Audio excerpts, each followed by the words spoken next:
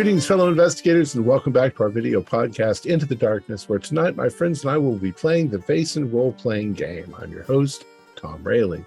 The scenario is called Athenaeum. It was written by Matthew Sanderson, who is also our game master. And this is episode 2. Our recap will be given by Chase Capner as his character, Bernard Gregorius. So without any further delay, let's begin our journey into the darkness. Chase? We discussed and researched a mysteriously silent Uppsala chapter house, the investigation of which led to the death of others before us. Torrin introduced Henrik and I, the new members of the society, to the fairies living on the ground of our chapter house's castle and their queen. We then took the train and stopped by the Orebro chapter house and found it had been inactive for at least a decade. Torrin and I snuck into a secret passageway and found rare tomes and gold. Then, reaching Uppsala, we asked about town and found people have been disappearing in the woods. Also, we learned of a particular Vaesen, which one puts their soul at hazard when they interact with it, yet it can be contained safely in but a silver snuff box. Eventually, we attempted to contact Iris Winter, society bookseller and potential salvager of books from the chapter house herself. We suspect Vaesen lurk within those abandoned halls and intend to venture forth in spite of dangers to salvage what we can.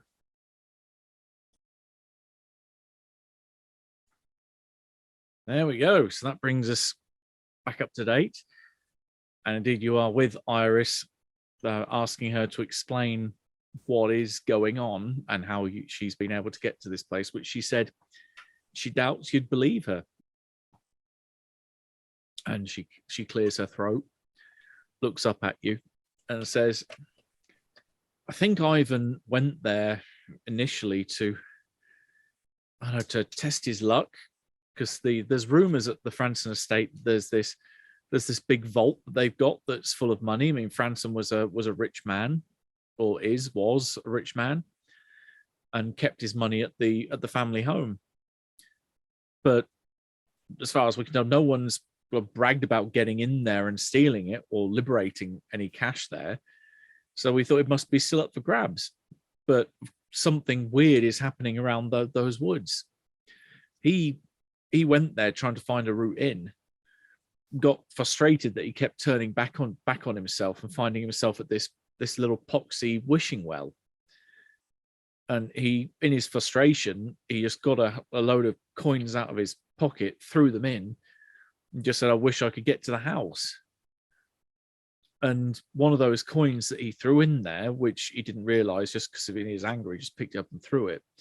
He always had a lucky coin that he used to use to kind of flip to make decisions with. And he realized that he'd thrown it down the well. And just this path of snowdrops just started to erupt through the grass and the floor in the woods. It always weaved a different path each time, but he'd follow the snowdrops and it would take him to the house, or it'd take him to the clearing that the house sits in the middle of. I mean, the place has been abandoned for years, so the grass is pretty damn long, but the front door is now, it's been broken open slightly, so it doesn't shut, so you could easily get inside. But yeah, there's various rooms that we've gone in, but mainly just the library, and we've realized that there's enough books in there that we could make money selling them. I mean, they're high quality pieces, they're all leather bound. This stuff would fetch a fortune on, what does fetch a fortune on the market, but we don't tend to go and get many at once because it's too many books on the market.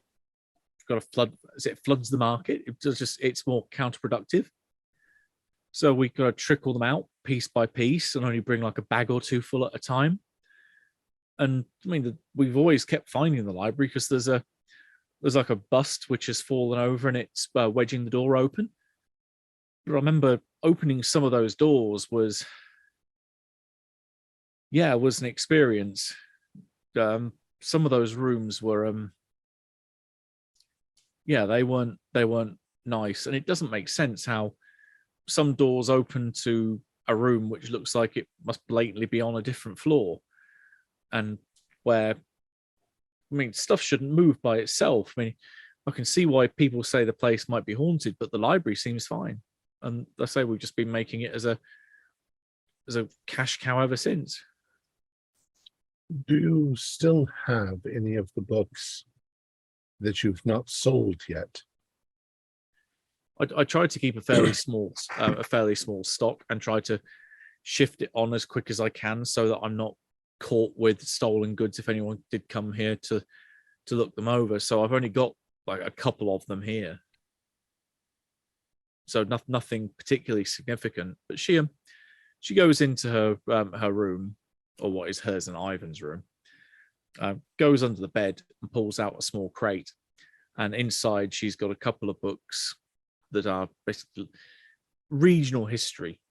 So they'll be detailing this part of the world, southern Sweden, but nothing that stands out as being particularly esoteric. But if you open them up, they do have the Metala Chapter House Ex Libris inside the front cover. Yes. Well, you see, my dear, the house that you've broken into, there is an international organization that is spread across Sweden and a few other countries. It's difficult to quite explain it to you, but we are illusionists, magicians, in the sense of stage performance. The house in question was one of our headquarters, and one of the lead magicians, he managed to use a lot of tricks to protect the house, but the property and the contents are all our property. We were unaware that anybody was getting into the house until recently, and so we wanted to know how you got on. We won't prosecute or anything like that, unless, of course, it becomes necessary. But I think that if you simply return the books that you have to us, now it's very likely that your brother, you say, has, or your husband. Well, my fiance. Your fiance we're not married. May have fallen prey to one of the tricks. We're going to go in and see if we can find him. We'll keep you updated on what happens to him. But you say that entering some of the we're together now, right? Yes. For all intents and purposes, you can meet up. You mentioned that entering some of the doors and rooms were a bit peculiar. Did you ever notice that a door, when closed and reopened, would lead to what seemed to be another place? Oh, yeah. This is one of the things we tried when we first went in there. Was that we tried? There's a large lobby with a couple of double doors leading off to the left and right. So we thought they'd lead into, like sitting rooms where there might be like valuable candlesticks or artwork that we could potentially get hold of. But we opened one of them up and it led straight into the kitchen, which we thought didn't make sense. That should be somewhere in the back of the building, surely. So we closed the door, tried another one, and it opened up to a bedroom upstairs. We closed that, and then when we opened it again, it was just a black room entirely, but it was the same door, and the same door led to different rooms. It was insane. It's Michael's old magical maze illusion. You remember from yes, when he did that on stage. It's quite a compelling trick. It's very convincing. But yeah, I mean, she kind of pushes the crate, say it's only got 2 books in it, over to you and says, that's all I've got. The rest of it, I'm sorry, it's been sold. But there's a lot more books still at the library. Do you have any receipts for who you sold the other books to and where? She kind of almost tries to resist chuckling at that as well. I wouldn't be a very good businessman if I was keeping a track of my illicit dealings. It's like a number 1 record. You don't, number 1 law. You don't write down your crimes. Well, perhaps you don't tell the clients that, but if there's anything you can remember, we might come back and question you again about certain books if they're not there any longer. But there's no point in following up any legal thing. So we'll keep you informed. Thank you. She definitely looks relieved, but she still looks a bit ashamed. Says, look, the main reason we were trying to get the money is so that Ivan's mum could get a chance to see basically travel and get her out of this place and get her to see the country before her eyesight goes entirely, and that we'd then have the money to go and start a new life elsewhere on our own. Is that such a bad thing to want those things? Of course not.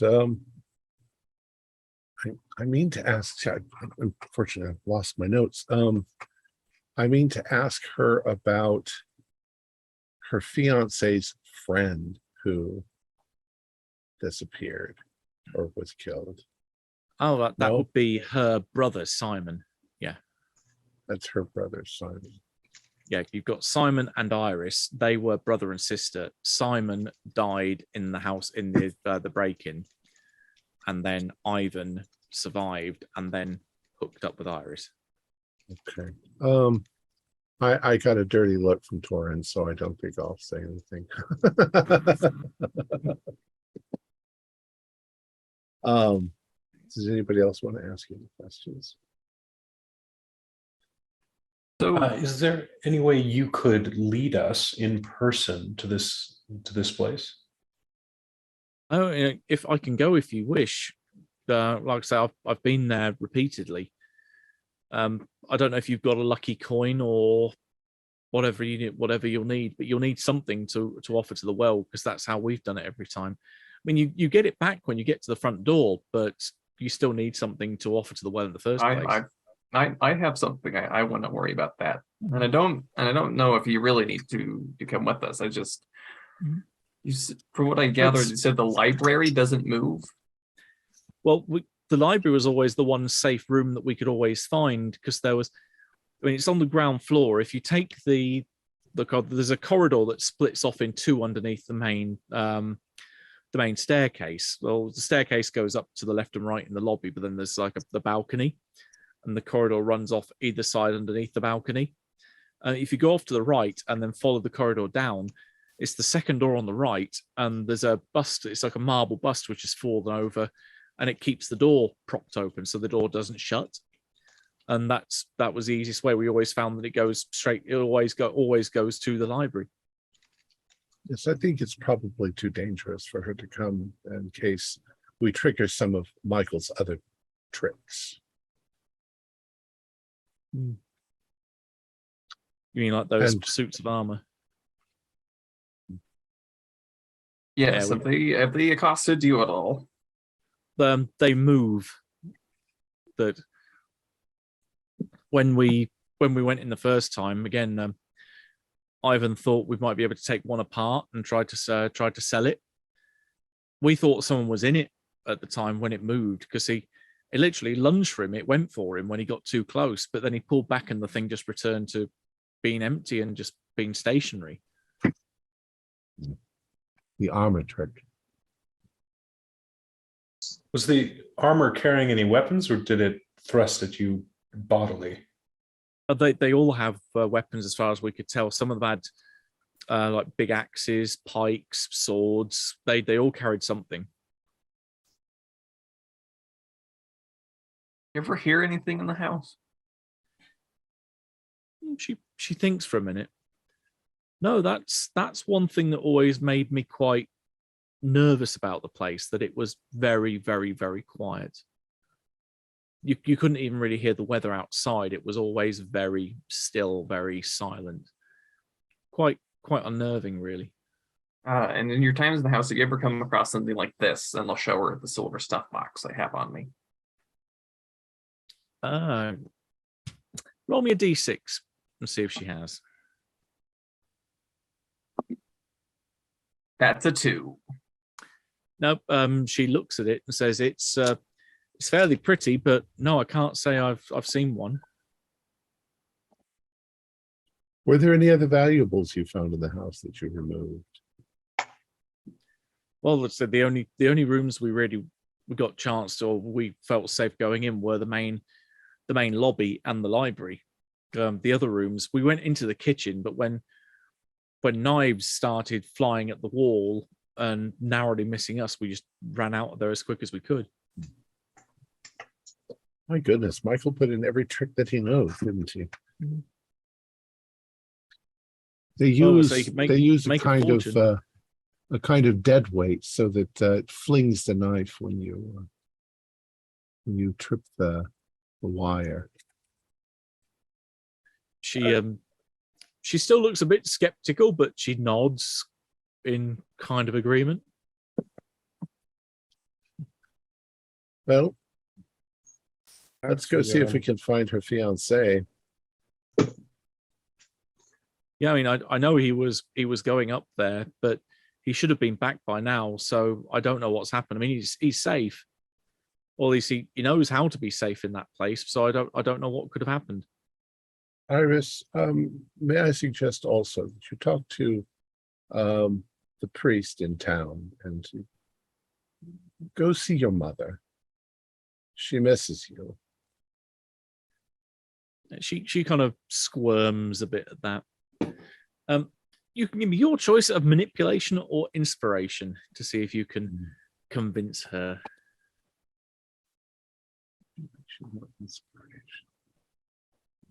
Oh, they're the same.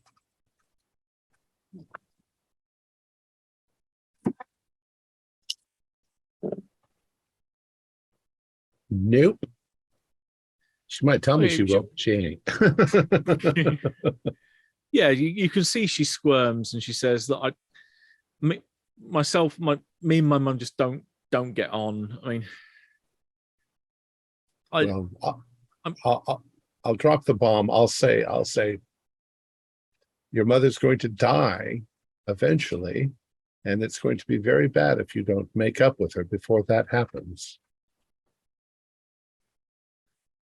Okay. You could certainly push the roll. So you take a condition and then roll everything that didn't roll a 6. I won't. I'm not going to push it. I'm just going to let her ponder. She's got her own problems, and I'm really not that interested. I'm just playing the part. You twist the knife, and she just goes fairly quiet and kind of shuffles her feet and looks at the floor. But you can see that there are tears welling up a bit, and she does look upset. Shall we, gentlemen? Well, I say we should go. Soren, you may want to use some of that wood that you bought to create us some shields, because I feel like there's going to be some. Soren's the one who bought the wood. Yeah. And I don't know how good shields are going to do us, but I think there's something against else kitchen knives. Our best shield is this right Henrik, here.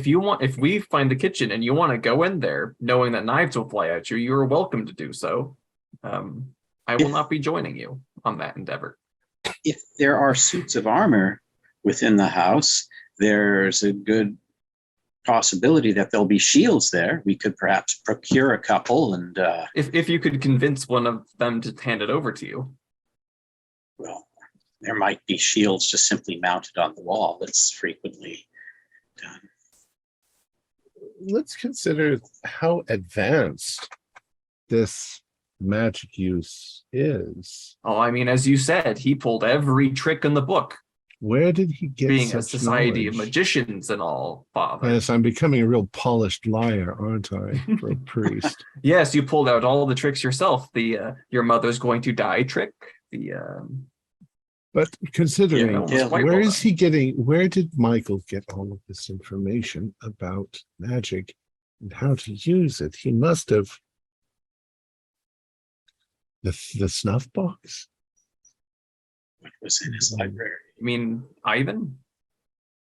No, I'm saying Yes. the guy who put the spell on the house. Oh, the old chapter house member. Yeah, he was Is it up Michael? to some magical experimentation. I believe. Well, I'm not sure his magic. He seems to have accomplished it quite well. Protect his treasure from outsiders. I believe we learned that there was that that Vaesen that helps one acquire arcane mastery. In the snuff Yes. box. Yeah. Right. And that was found at our chapter house, but it came from there. It came from where we're going. So it could be that our poor Michael got himself dragged off the hell, and our little friend has gone. Well, we have to seeking concede the fact too victims. that there were never any bodies, so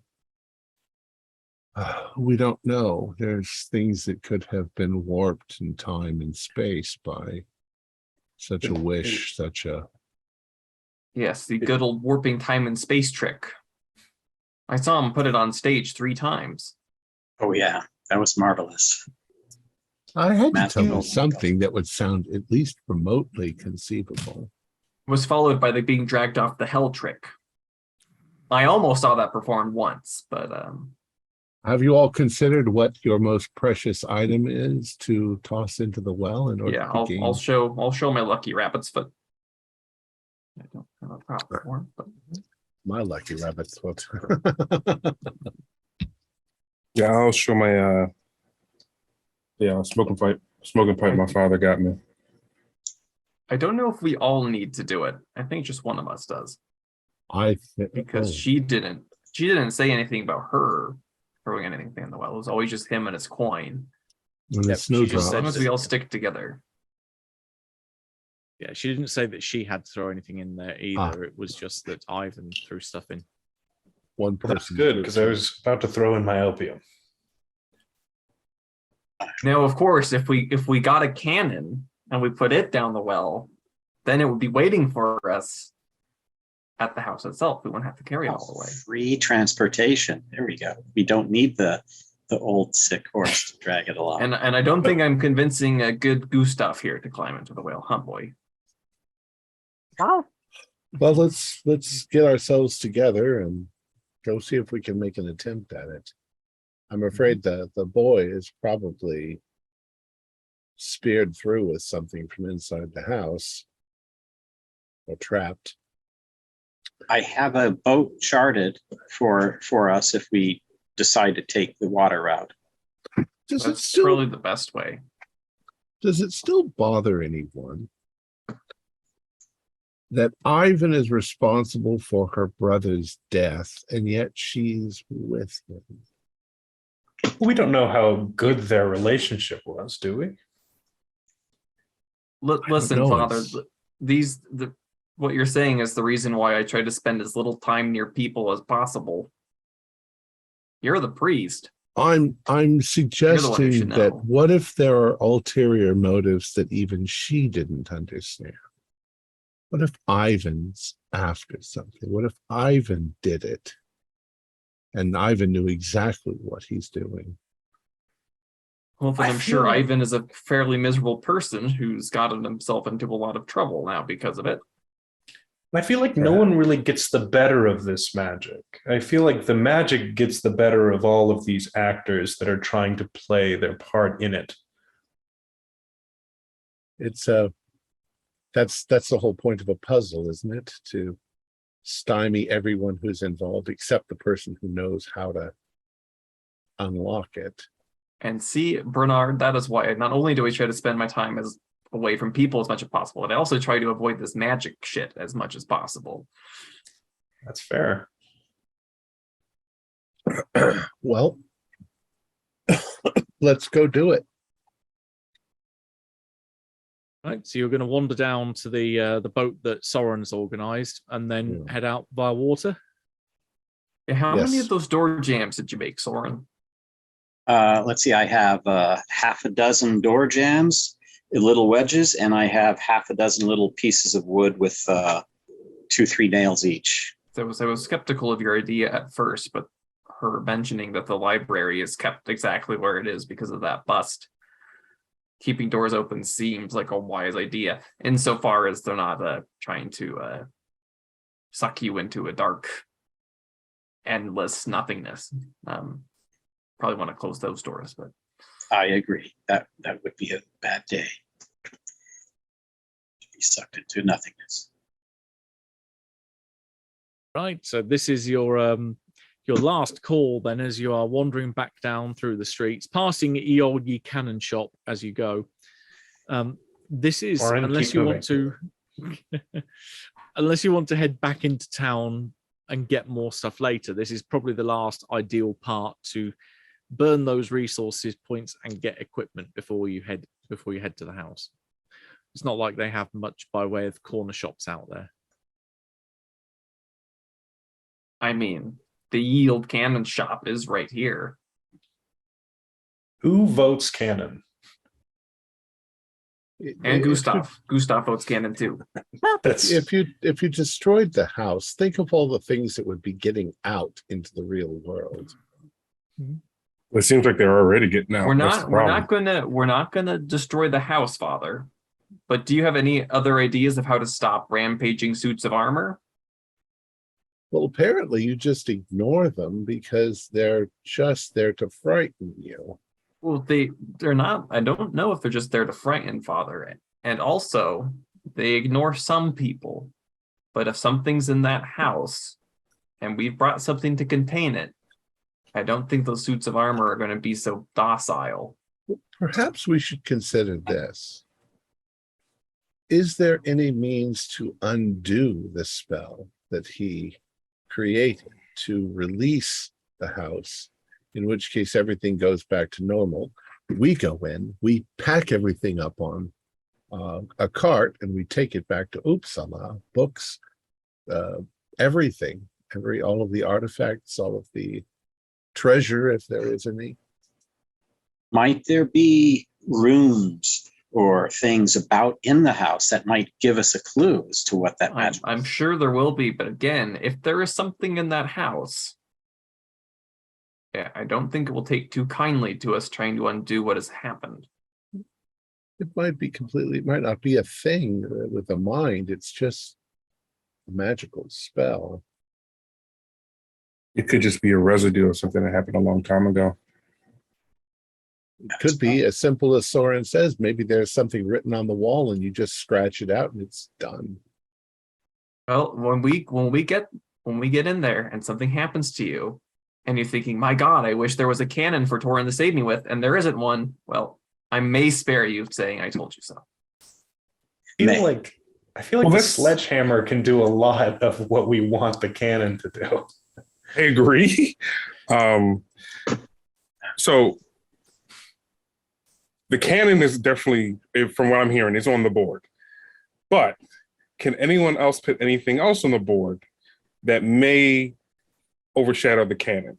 Because I hear a lot of arguments against the cannon, but no alternatives. Just playing devil's advocate. Well, understand what is our purpose and why are we here? We want to gain the contents of that house. That's our point. That's why we came. And others have tried and failed. And we might be killed in the process. Right, it's a highly dangerous situation. A cannon could blow open an entry point to another part of the house that might otherwise be. It could just bounce off the outside of the house if it's magically protected. And the sledgehammer can try more safely. And more precisely, perhaps. But this is also the largest amount of funds we've ever been able to accumulate. And a cannon may help us later down the road. It'll also alert everybody in the house. entire town that we're shooting at it cannon. I don't know. Sound doesn't seem to work very well around that house. I don't think anybody will hear anything. I vote to drop the whole cannon argument at this point in time, or we're going to sit here all evening. Last thing I'll say on the cannon is the only real argument for the cannon is if the chapter house wants a cannon anyway, we can get it here, and then if it proves useful, Torin can shoot it at something. And if it doesn't prove useful, we can just lie it at the entrance or whatever. And if the cannon weighs 300 pounds, well, we would have to get a smaller cannon than that. Yeah, like a 6-pounder or maybe a 9. We're talking a small cannon. We're not talking a large field cannon. Gonna Large like field a cannon solid- would be a couple of 1,000 pounds. Oh, yeah. No, I was talking like the weight of the ball. Yeah. Well, But yeah. I'm thinking that any kind of cannon would purchase is going to be at least this big, Oh, yeah. and Yeah. that could weigh 200 pounds. Well, right that's why we there. get You a need horse cart. too. Oh. Could we get a mortar instead? No. Sorry. I'm now with the father. Let's drop the cannon. A holy hand Oh. grenade. You're going to get them in Antioch. Yeah. Right. So you have a bucket load of funds. If you did want to run away back to civilization, you can maybe purchase stuff later. But yeah, at the minute, you're not picking up anything. I'm not opposed to the cannon on the way home. You could put it at Castle Gyllenhaal. Gyllenhaal. We are currently relatively well armed and Mhm. provisioned, so we should be okay. Fingers crossed. And those famous last words, we should. Oh, we should. Well, remember that what we see is geared to frighten us. Don't let it frighten you. Use your mind. See where the knives are coming from before you stick your head into the room. Right. You quick montage scene then. You head back down to the yachting club and the dog. Back down to the where you've made your contact to go get the boat. And did you want to have someone sail you out there, or were you happy to go out there under your own steam? I think we should go under our own steam. Are we qualified though to drive a? I am. So, Oh, that's rowboat? right. That's right. Oh yeah, good old Torin will guide us. So loading up everything, and then say the guy at the harbour waving you off. You set up along the Gota Canal, so going towards the east, which will take you into Lake Boren. And you're passing a couple of ships or boats going back and forth. I mean, it's a working canal. There's always something coming around, but there's a good degree of width here, so you're not having to worry about scraping alongside the hull of another vessel. You've got plenty of room to pass, and it's a nice area. There's plenty of woodland and trees that you're passing. Plenty of people out for walks, even though it's still a little bit chilly out there with the time of year. But it's a nice, real nice, calm area. You're thinking probably in summer this will be even more nicer than it is now. And it'd be quite a nice, picturesque little thing. You probably enjoy sailing around the lake for a good few hours at a time. But when you get onto the lake itself, you open up, and there's a few boats out here, but not a vast amount. So again, you've got plenty of room to start maneuvering across the lake. You go round the head of that peninsula and then start heading towards where you're fairly sure on the map that it's been pointed out where the estate is. Mm-hmm. And you can see tied up on a jetty that's all on its own, there is a small, looks to be a small dinghy, but it's still got a sail. So it's I can't think of what they call them. In today's terminology, it'd be something like a topper. It'd be a fairly small dinghy boat, but with a sail. Probably a 2-person boat max. You wouldn't get more than that really in there. But yeah, it's tied up. The sail's down and wrapped around the mast. And there's no one around. It's just bobbing gently in the water. Ivan's boat, no doubt. Probably, most likely. Most likely. And there's plenty of room to pull up alongside, so you can then tie off, secure the boat. The dock, the jetty, even though it hasn't been maintained over the last 20 odd years, it's a quality piece of workmanship. So it's still solid. It's not you don't run the risk of walking along and then falling in or it snapping underfoot. It's a little slippery where it hasn't been cleaned down. So there's a little bit of lichen and sludge on there. But otherwise, when you get onto the main terra firma, yeah, it's an easy enough arrival. And there's a small path that goes through the woods, which you can see opens up into a clearing within line of sight, where there is a well that you can see. The Right, well Oh, looks a solution little. one. The well looks a little odd in its construction, admittedly.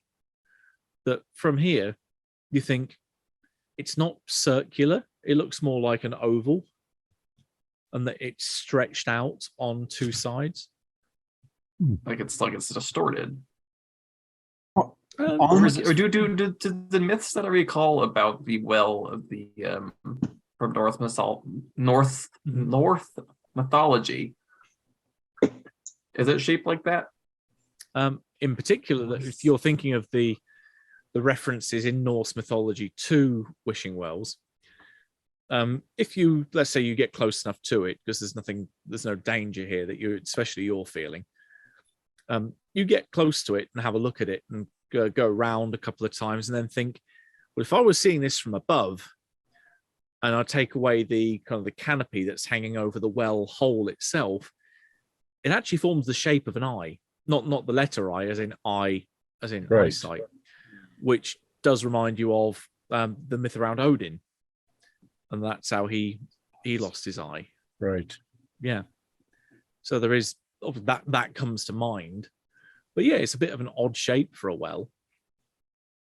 On the trip from the docking point to the well, every few trees, I take my dagger and I carve like a little arrow pointing our way. I want to make sure we don't, like so many other groups, just.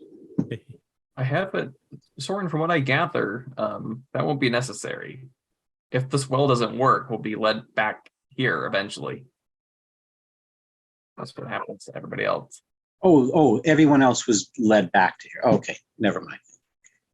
I thought it was. Well, not everybody. People who are out here alone tend to disappear. But Right. we're not alone. Well, And I have shall this, we I'll have? toss. Yeah, we have I'll go at it. toss my lucky rabbit's foot into the well. If nobody you- objects. Going once, going twice. No objection by the sound of it. So you toss the rabbit's foot in. You probably pause for a second, waiting to hear a splosh. You don't hear one. Well, that's unsettling. But I suppose I don't know why I expected any different. Can we look down the well?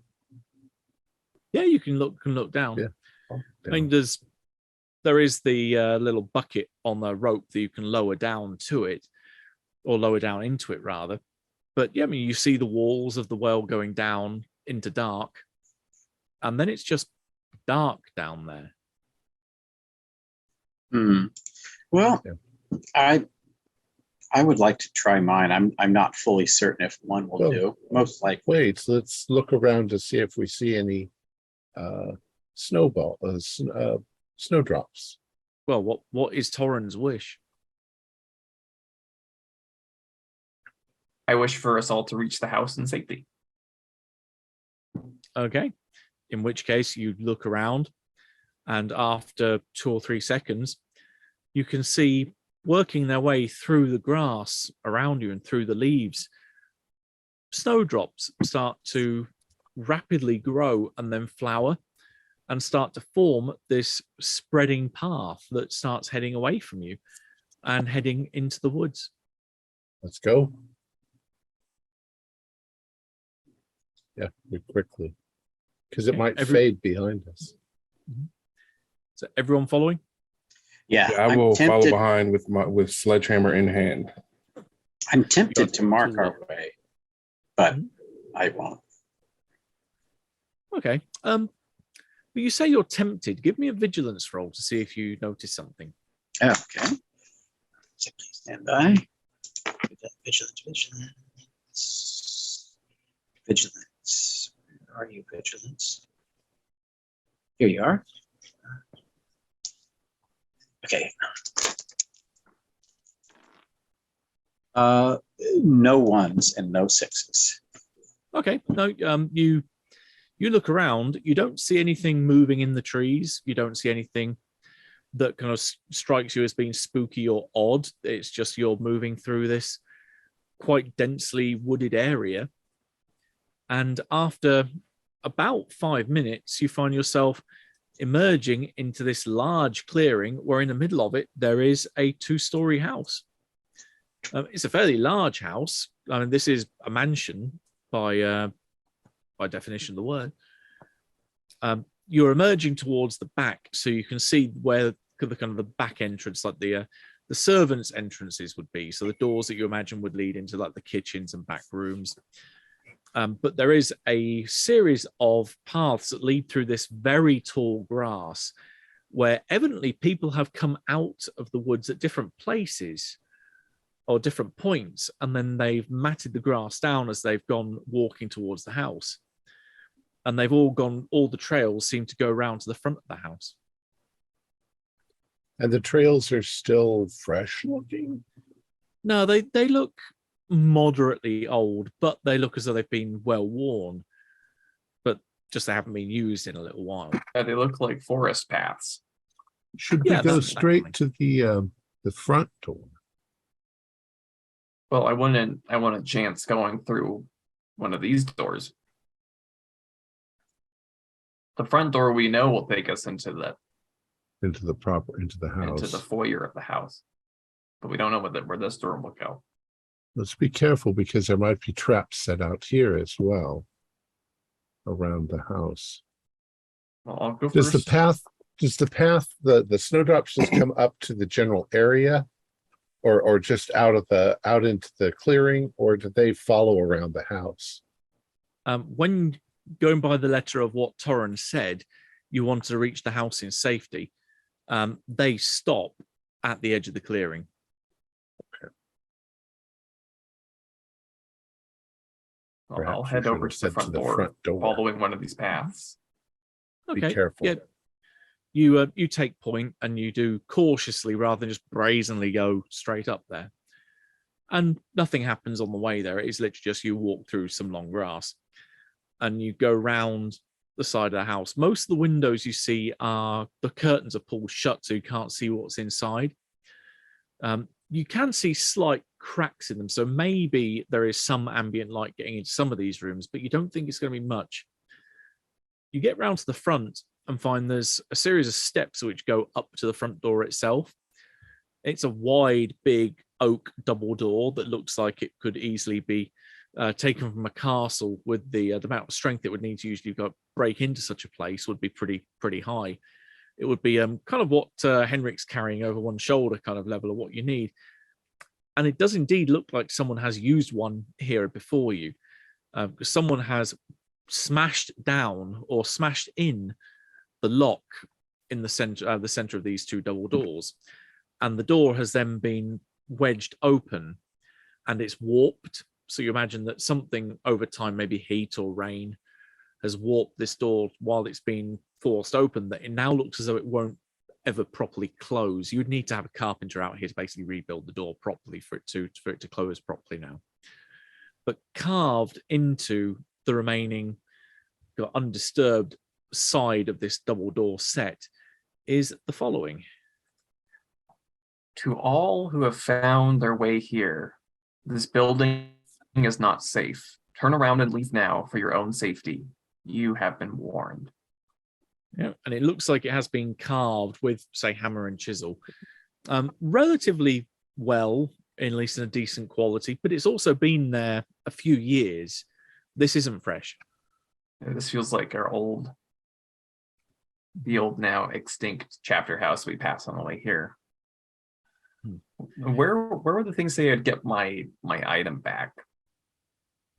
Well, they said in the report that you had was it would be by the front door, either hanging from the door handle or down beneath it. And indeed, you look around, and hanging from the remains of the door handle, there is indeed your rabbit's foot. Okay, I'll take that and I'll put it back in my pocket. Mm-hmm. Do we find any signs of magical runes or anything anywhere on the door or around the door or on the porch? Give me a vigilance roll. Or like maybe drawings on the floor. Mm-hmm. It's 1 plus logic. This message itself seems quite like Dante's entrance to hell, doesn't it, Father? I got 1-6. Okay.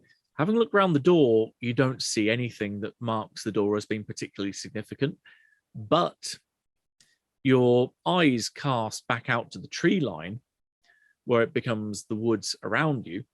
And every so often, it's not on every tree, but maybe once every 3 trees, you can see there is a section of the bark that's been scoured away and what looks like a runic mark or runic lettering that's been positioned on each of these different trees. And that all the sides where this rune has been cast are the side that face the house. How many would you say there are? Dozens? There's probably about a dozen from what you can see. There's a We lot should of copy trees. this down. Mhm. Oh, so like about a dozen on our side of the house. So Yeah. there's probably like another half or 2/3 that we Yeah, can't see. 48 of them maybe all the way around the house. Mhm. Something that we should copy down just for the sake of Do- keeping a record of it, but we can do that later. Do they make sense to any of us? Do any of us kind of, with our knowledge, kind of glean any information from them? You can give me logic and learning rolls to see if you maybe know a little bit about Old Norse runes.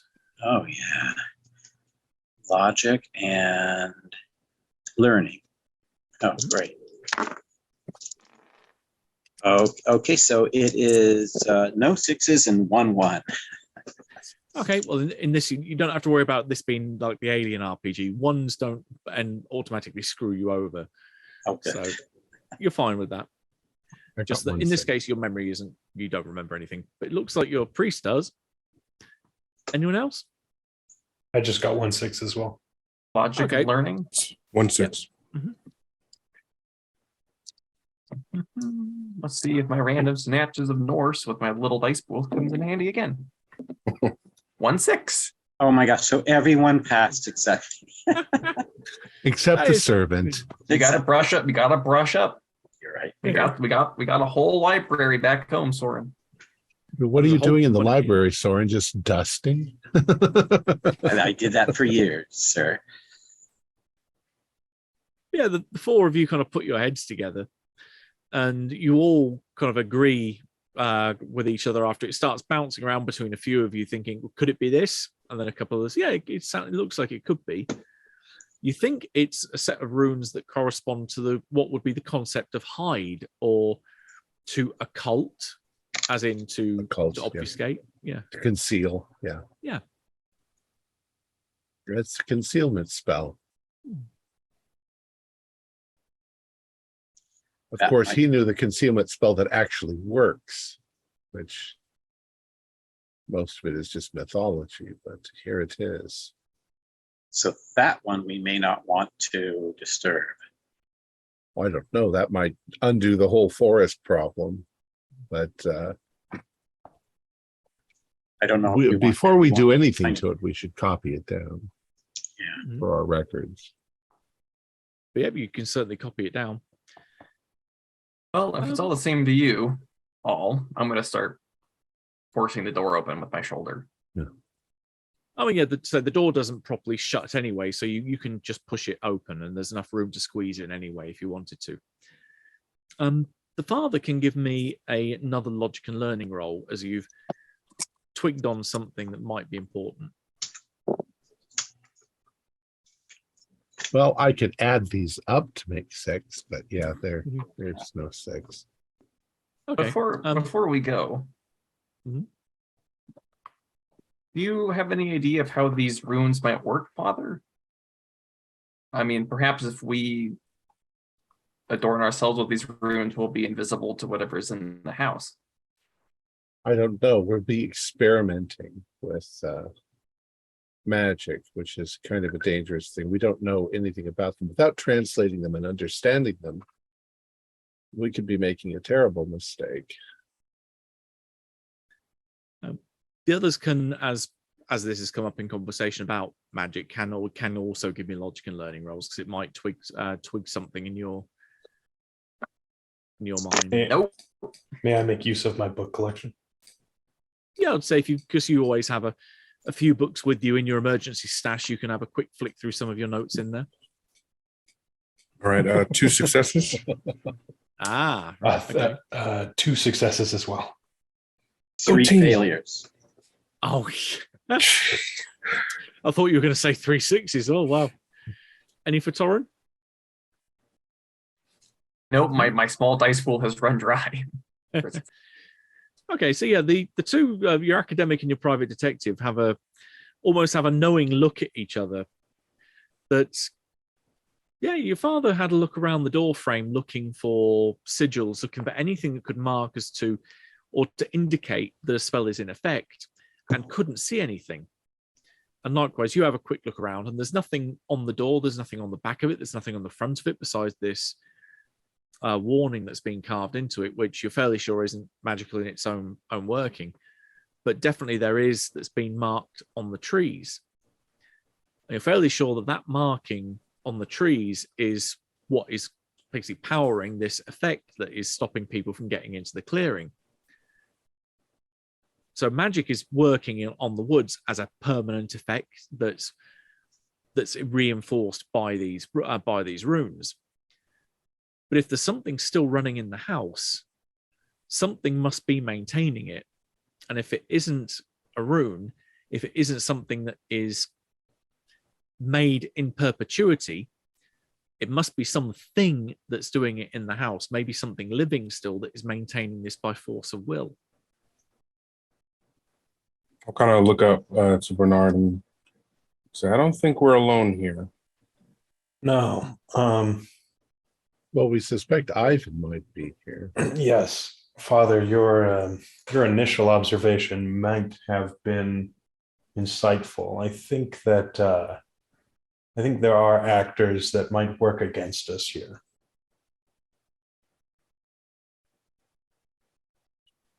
See, what was I telling you?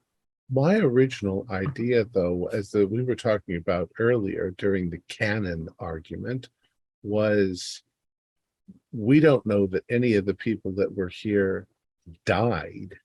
We know that they disappeared, but Michael could still be here doing something. Michael or the thing that was advising him. Except that I would think that Michael would highly object to anybody taking books out of his house. And the little girl and her boyfriend seem to have been doing that. And as I was saying, if there's something in this house that wants things to remain the way that they are, again, if it has magical dominion of this place, those suits of armor may not be so inactive for long. Once it figures out why we're here. I should have studied magic instead of religion. Could have spent your time doing something useful. Okay, into the house. Right. With a sharp tongue, you head straight inside, and you find yourself in the lobby, the main foyer. And as was described, you've got a set of double doors to your left and right. A little way beyond that, you've got 2 staircases that go up in parallel up to a balcony. And then it looks like the balcony has a couple of entrances on either side that look as though they go into a set of corridors that would probably form like a square or rectangle following the overall shape of the building on the second floor. And then you can see corridors as well on the bottom floor that go off in either direction, besides another big set of double doors right in front of you. All the doors that you can see are shut. Around you, there are evidently signs that this was an opulently decorated or furnished mansion. There are tapestries which hang down from the ceiling, which they don't depict anything of particular note. They look like more there for show rather than anything else. It's more decorative rather than worry about it telling a story. There are also, you can see suits of armor positioned against these major double doors, flanking them on either side. You can see that these ones in the main lobby all seem to be carrying or leaning on a sword that goes down and the point sits between their feet. Full plate. Is it dusty in here? Is it what, sorry? Is it dusty? Not really. There's leaves which have blown in because the door looks like it's been at least partially open for years. So the elements have got in, but only in kind of an arc around the door Right. itself. There's not cobwebs hanging from everything, and so something is Not massively. cleaning the place magically. Are there shields? Do they have a slung shield over their back or mounted on the wall? You can see, let's roll the d6. Let's see how many there are. You can see there is one shield beside each of the sets in this room. So you've got 2, 4, 6 shields which are in this room. Okay, But they are all within arm's reach of a suit of armor. Of a suit of armor. Okay. Mounted on the wall or like, okay. She said that if you approach the suit of armor, it animates, but if you back away, it stops. Shall we test that? No, I think I'll take her word for it. But she Well, didn't mention. Yeah, I wouldn't mind. I'll testing. volunteer. I mean, right. I'll step towards one of them because I kind of want one of those shields anyway. So I just want to see what's going to happen. So like step by step, very meticulous, I will walk forward. Okay. Are you approaching particularly slowly or are you trying to do a snatch and grab? Slowly, because right now I'm just trying to see if they're going to react. Okay. If you are approaching slow enough, so you're kind of putting one foot in front of the other, when you get within a couple of arms reaches of this thing, you can see it does start to twitch. And it does start to move. You can see that the gauntlets grab the hilt of the sword. There's tension that builds up in it. And as you get inching closer, you can see the sword start to rise up, or at least the hands start to lift up above the point where it was being held originally. Can you give Henrik, me a now fear back check? away. Fear check? Mm-hmm. Yeah, seeing this thing move when you're fairly sure it's empty, something just instinctively reacts in you that this is wrong. And how do you make a fear check? It's either your logic or empathy, your choice. And then you get +1 if you've got the brave talent, +2 if you've got safety in numbers. And then because you've got everyone else in the same room as you, you get an additional 3 dice. Okay, so I get 5 from my logic. You said +2 because safety in numbers? That's a talent if you've got it. I don't have that. But you said I get some for them being in the room?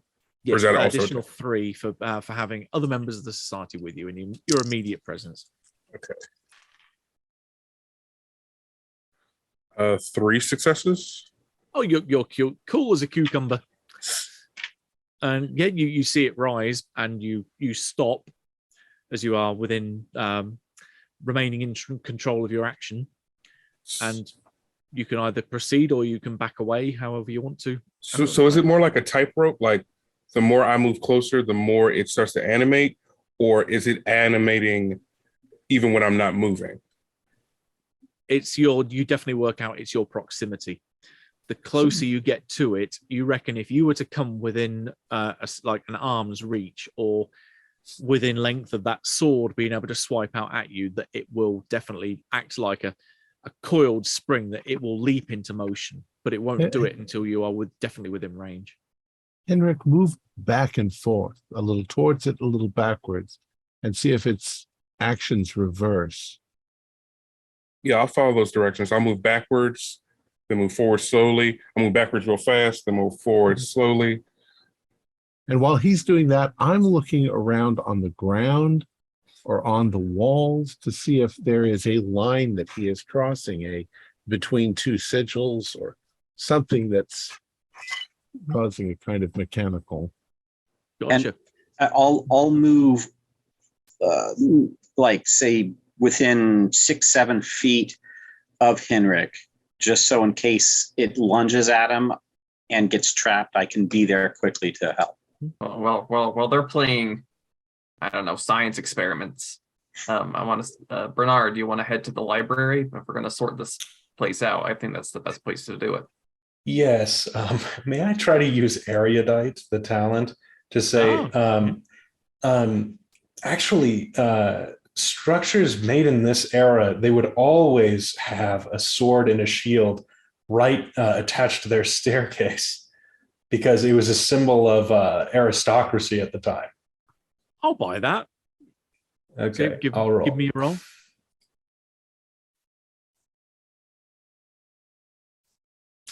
So it is learning, right? Yes. I believe so, yeah. I assume I cannot use my book collection. Or it might be in one of my books.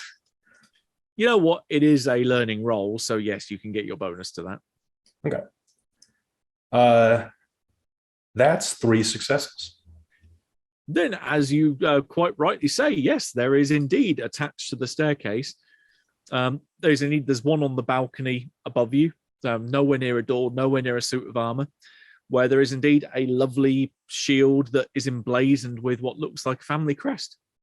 I'll say, Soren, come take this. And I'll give it to Soren and then go with Torin. Oh, my.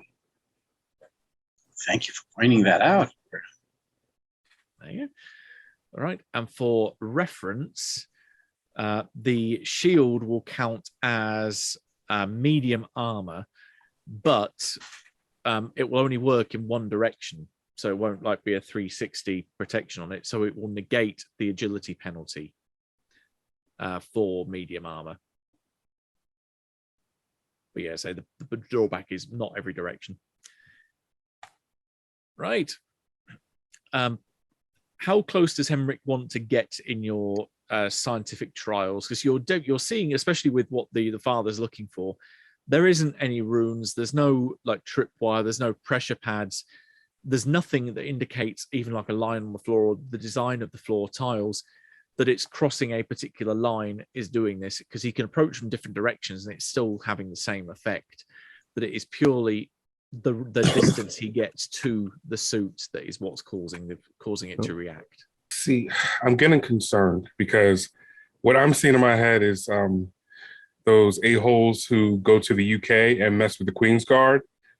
And I'm just imagining me just getting laid out because I'm getting too close. So I'll move forward, but offset to the right a little bit, not like direct, you know what I mean? Like, I'll do that one more time. Just to see where... Are you deliberately trying to get within range where you think it's going to react? Why don't we try throwing something at it instead of getting close to it? You have this thought just at the moment when Henrik steps forward. So, the yes came out exactly when you said that, unfortunately. Right, does Henrik want to give me an agility roll to see if you can dive out of the way when this thing, literally, it's like it's coiled with a spring or some kind of rubber band or some kind of mechanism that means it immediately leaps into life, and it tries to swipe with the sword roughly at chest height. Sure. That is no successes. Okay. You've got a couple of options here. You can either take the hit, basically, or you can push the roll by taking a physical condition and re-roll any dice that didn't get a 6. But I'll say ahead of time, you're looking to get 2 successes to negate the 2 that I've rolled. Didn't Soren say that he was ready to pull Henrik back if something happened? Yeah, I was trying to be like right there, not right next to him being a target, but being available to immediately lunge in and pull him out or tackle. Okay, then you can also give me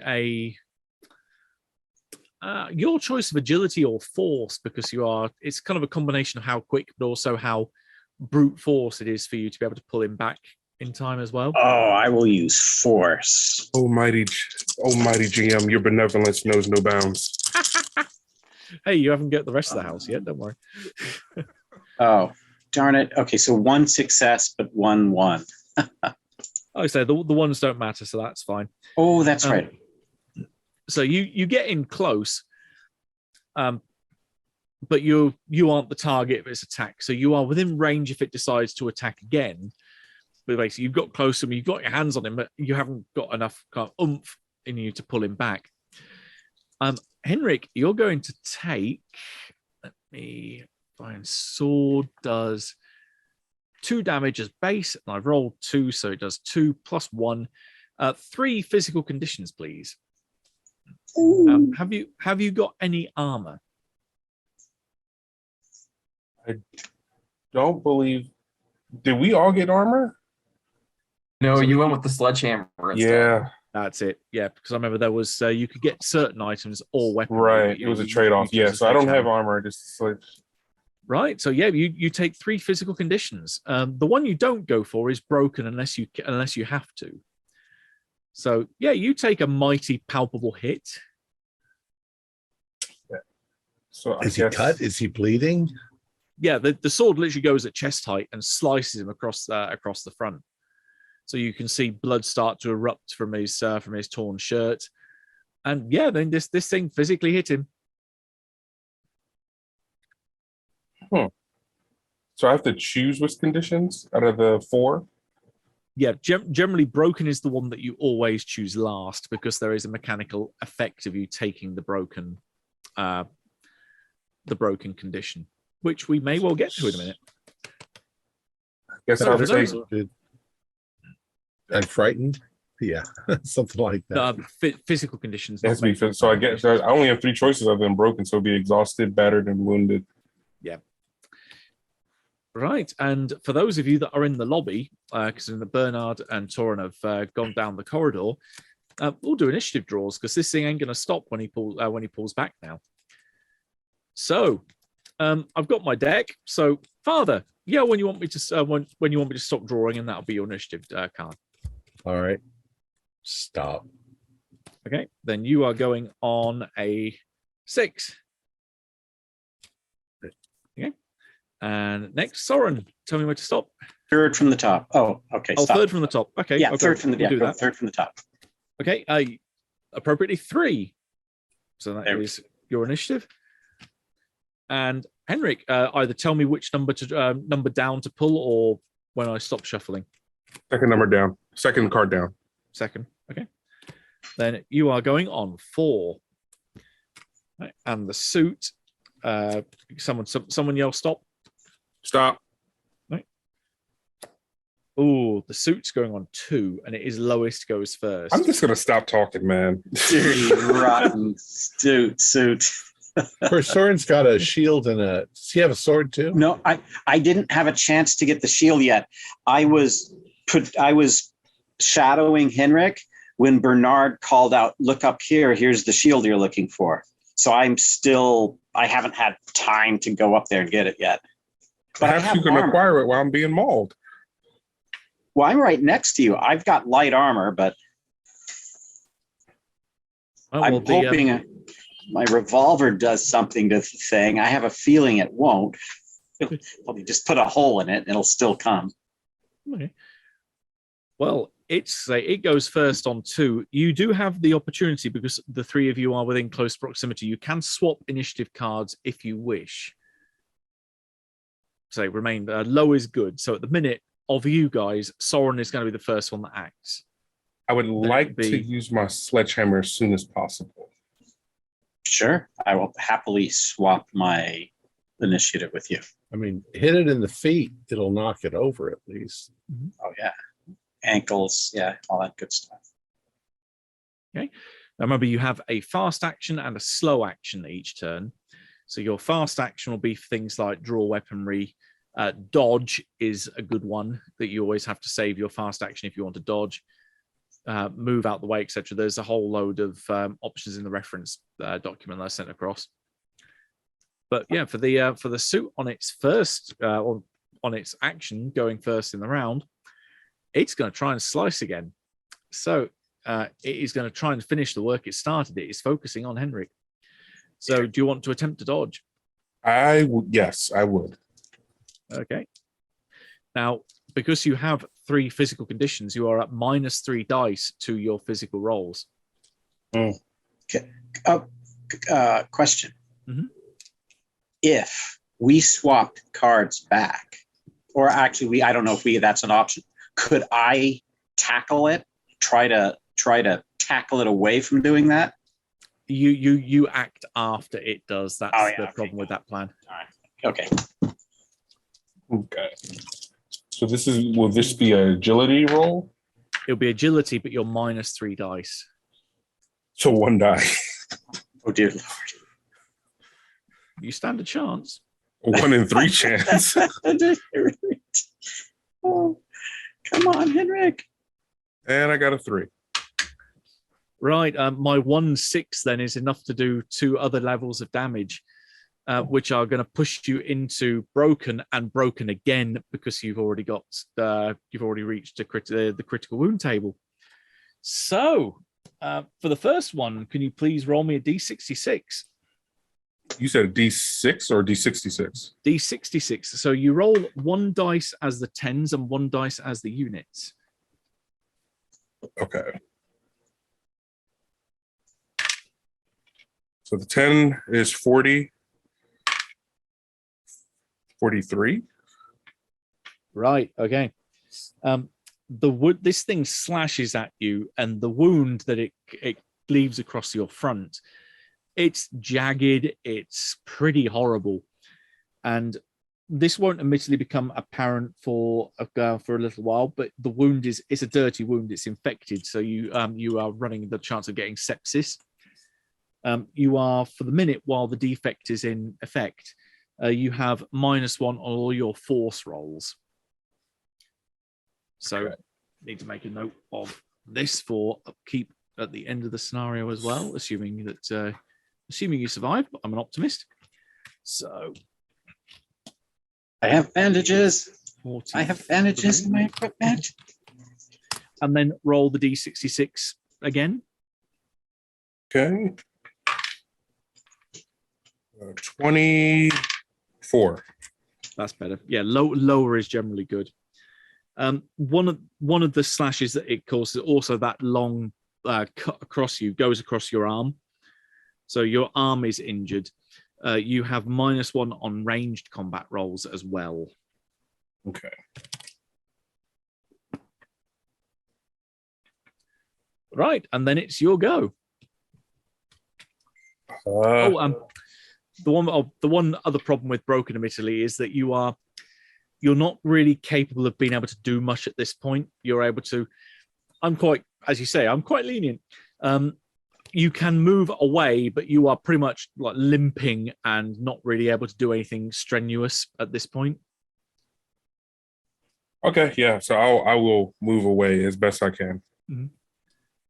You withdraw. Next up is Soren.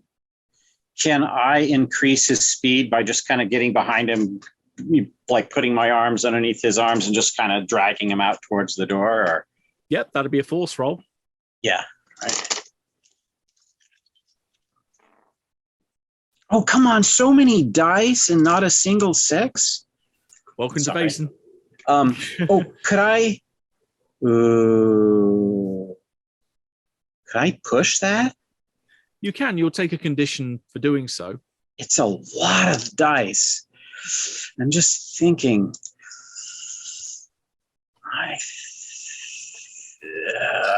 Okay. Okay. I take you. Is it a mental or a physical? It'll be a physical because it's a condition tied to the roll you're trying to make. Yeah. So if you're using a physical skill, then it'll be a physical condition. If it's a mental skill, you'll take a mental condition. And he's and Henrik's already gained a little bit of distance. A little bit, but he's still in arm's reach. Oh, God. Okay, maybe I should just try this here. Okay, I'll try shooting the thing right. Like I'm really close, right? Can I just like put the revolver right into its like hand that's holding the sword and blasting it? Well, your action was to try and grab him and moving him away. This was to see whether you wanted to push it or not. So that Yeah, that's right. Yeah, I'm going into pushing. No, I'm not going to push. Not going to push it. Okay, so you've got up to him and trying to moving him away, but he's just Yeah. You've not, for some reason, you just haven't got the strength to push him. Yeah. Darn it. We're over to the father on 6. Yes, I am going to dive for its feet in order to wrap my arms around it and shove so that it falls over. That's my slow action, which is let's see, force and physique. Well, it's actually 5. At the same time, my fast action is I'm going to yell, Torin, we need your help. We need your cannon. I got 3 6s. 3, right? Okay. What? You leap forward, and as you described, you grab it by the legs. I'm kind of And- heavy, so Yeah, you kind of almost, your momentum forces you into it, and the suit topples directly onto the floor. The head bounces off and rolls. The helmet rolls away. In fact, also both arms fly off, so it loses hold of the sword. And there's this writhing suit that's left. God, you can feel it kind of trying to kick its legs and get up, but it's still on the floor. But yeah, you have completely disarmed it. all right. And they heard my yell. Yeah, they're not that far away in terms of they will hear it definitely. Just for reference, as you've gone around that corner and started to head down the corridor, you see this long corridor that goes off down towards what you think is towards the back of the house. And there are indeed, there's about 3 doors you see on the right-hand side. There is a mark on the floor next to the second door where it looks like something big and heavy was at one point in time on the floor. He was. Because the door is now shut. Well, there goes that plan, and it sounds like Henrik is screaming bloody murder, and There's a Father lot is of screaming for clanging. help. So, Pretty sure I'm in shock at this point. so I'll just whisper to Bernard, as I said before, best to leave the shit alone. Back we go. You're the martial one. Go try to shoot him. See if that works. Are you turning around and heading back to the lobby? Yep. Okay, we can do your initiative draws now then. So, Torrin, tell me when to stop. Stop. Okay. You're going on 7. Okay. And Bernard? Stop. Okay. And Bernard is going on 5.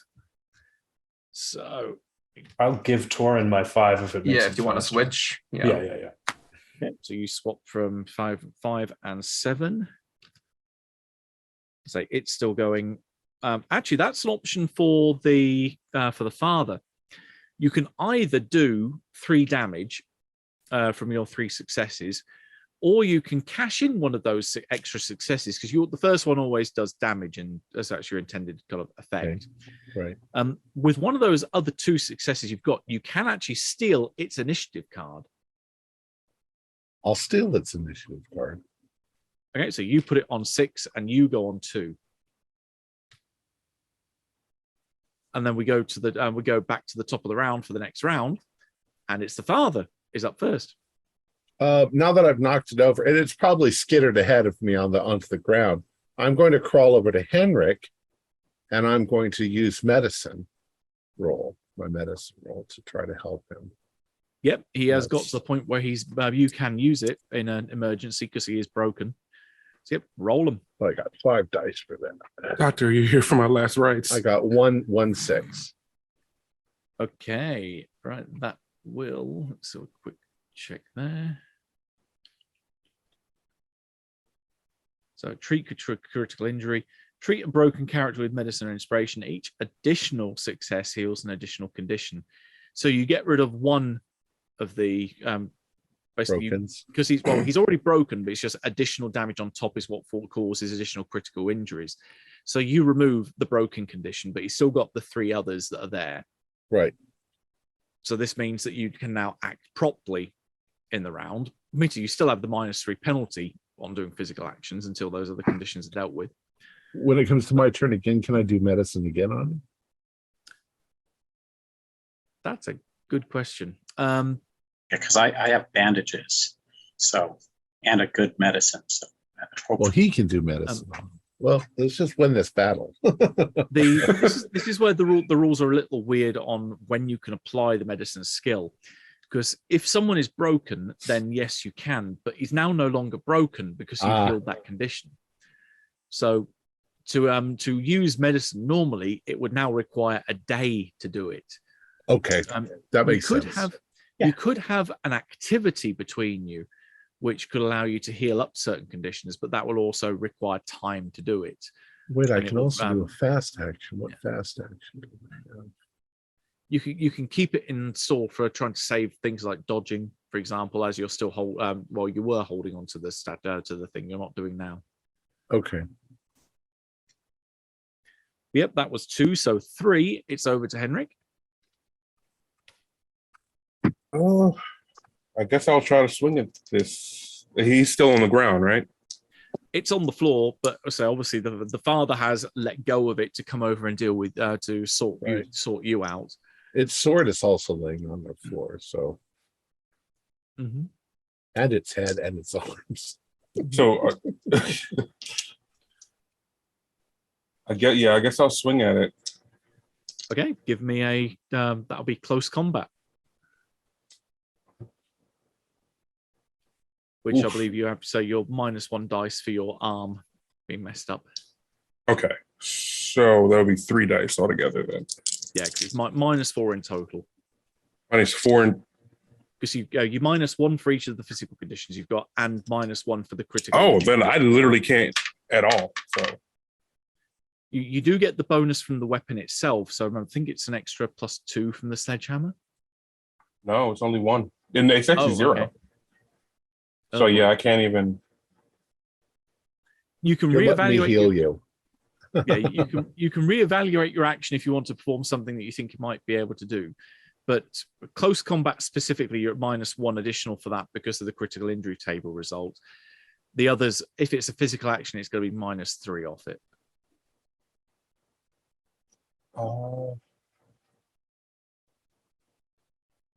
Can I look on the? Look on the armor itself to see if there's any like sigils or anything that can like be rubbed out or scratched out that are causing the magic. Yep, give me a vigilance roll. All right.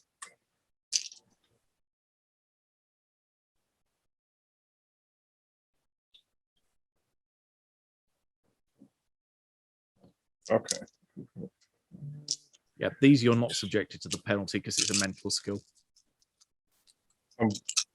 I technically have binoculars, but I feel like that would be in bad taste to use in this situation.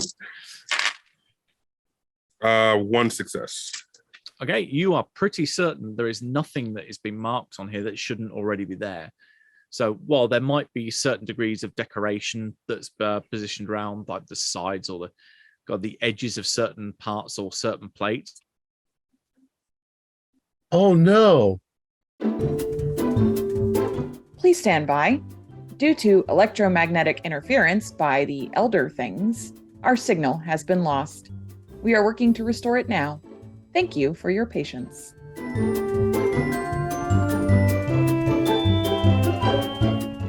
Yeah, you did your medicine roll. Then Henrik did his bit with a pipe to heal another condition, so that was his action. So we're over to Soren on 4. Yes. So, okay. Can I do my quick action first? yeah, you can do if you want to do both in the same round. Yeah, I would. This is my plan.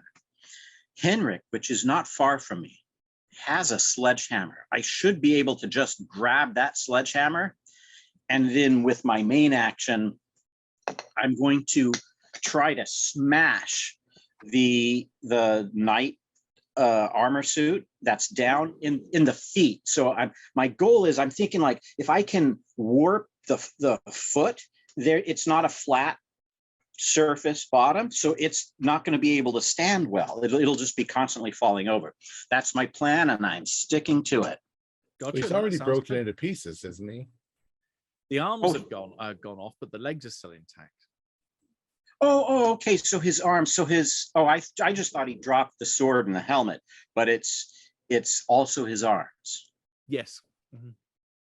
Mhm. Beat him to death with his own horn. Yeah, I'm still gonna do this. If he's moving around, I don't want him coming. Yeah, I'll just smash that sucker. Sorry, Okay, give me close combat. got it. Okay, that's 4 and 3 and no, that's 4 and 2 and is there a plus with the hammer? There is No. a 0 on the bonus with the sledgehammer, but it does do 2 damage. Okay, all right. So let's drop that die and roll this. Come on, 6s. Oh, nope, I completely failed. Well, welcome to Vaesen, the game where instantly your dice roll every other number but the one you want. Statistically, you should have gotten a 6 by now. Like you were defying the laws of mathematics right now. You've met Stu, yeah. He has my luck with dice as normally. There's lots of 2s though. All right. So just like wait your till idea. We play. should just grab the suit of armor's foot and throw it out the door. Try standing on that. That was on 4, so we go to 5 now, which is Torrin. All right. So what part of the suit of armor is moving? You can see the legs are twitching, but also you can still see the hands, even though they've separated from the body, they are still moving. But obviously, it doesn't have its action until after yours, so you don't know what it's going to try and do. But its head and its arms are disattached. Its sword is lying on the ground. Yeah. And its torso is kicking me in the face. All right. Well, I'm gonna tell my dog to grab its head and run outside. Okay. Right. You can give me for your dog. Let me just double check what bonuses your doggy gets. Has a +3 because it's a hunting dog. So that because it I applies. hope the other suits of armor don't come to save their friend. Yeah, because it applies to certain roles, and it does indeed give you close combat. Yep. So give me a close combat roll with a +3 for your dog.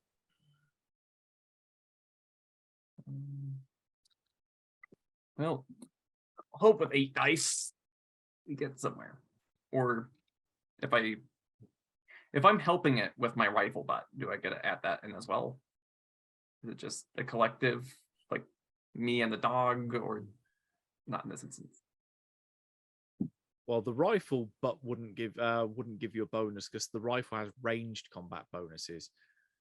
But the rifle butt counts as a melee weapon. Oh, with a +1 bonus. It's on the melee weapon table. Ah, all right. Oh, indeed it does. You have a +1 from your rifle butt then. Ooh. 3 6s. Yeah, you go in to smack this thing. Gustav grabs hold of the head and starts running away with it. And I don't know where your hit lands, but as it does so, the whole suit collapses entirely. The legs disconnect from the main torso. The arms that look as though they were trying to grab the sword in their action go completely flat and static. The whole thing basically is now lifeless, and that brings you out of combat. Oh, thank goodness. At this point, I start to scream. Yeah. Somebody help Henrik. I've helped him as best I can. Soren's got bandages. Yeah, I've got bandages. I'll help, but I don't think there's no mechanic for that. Henrik, I am so sorry. Sorry. I was saying, Henrik, I'm so sorry I even suggested that we try to. So am I. We do have a shield now that was hanging on the wall behind it. That's definitely your shield now, Henrik. Always glass half full, Soren. Always glass half full. We've got a sword too. I mean, and we've got armor. So with the second condition taken off because of my memento, that would put me at battered, right?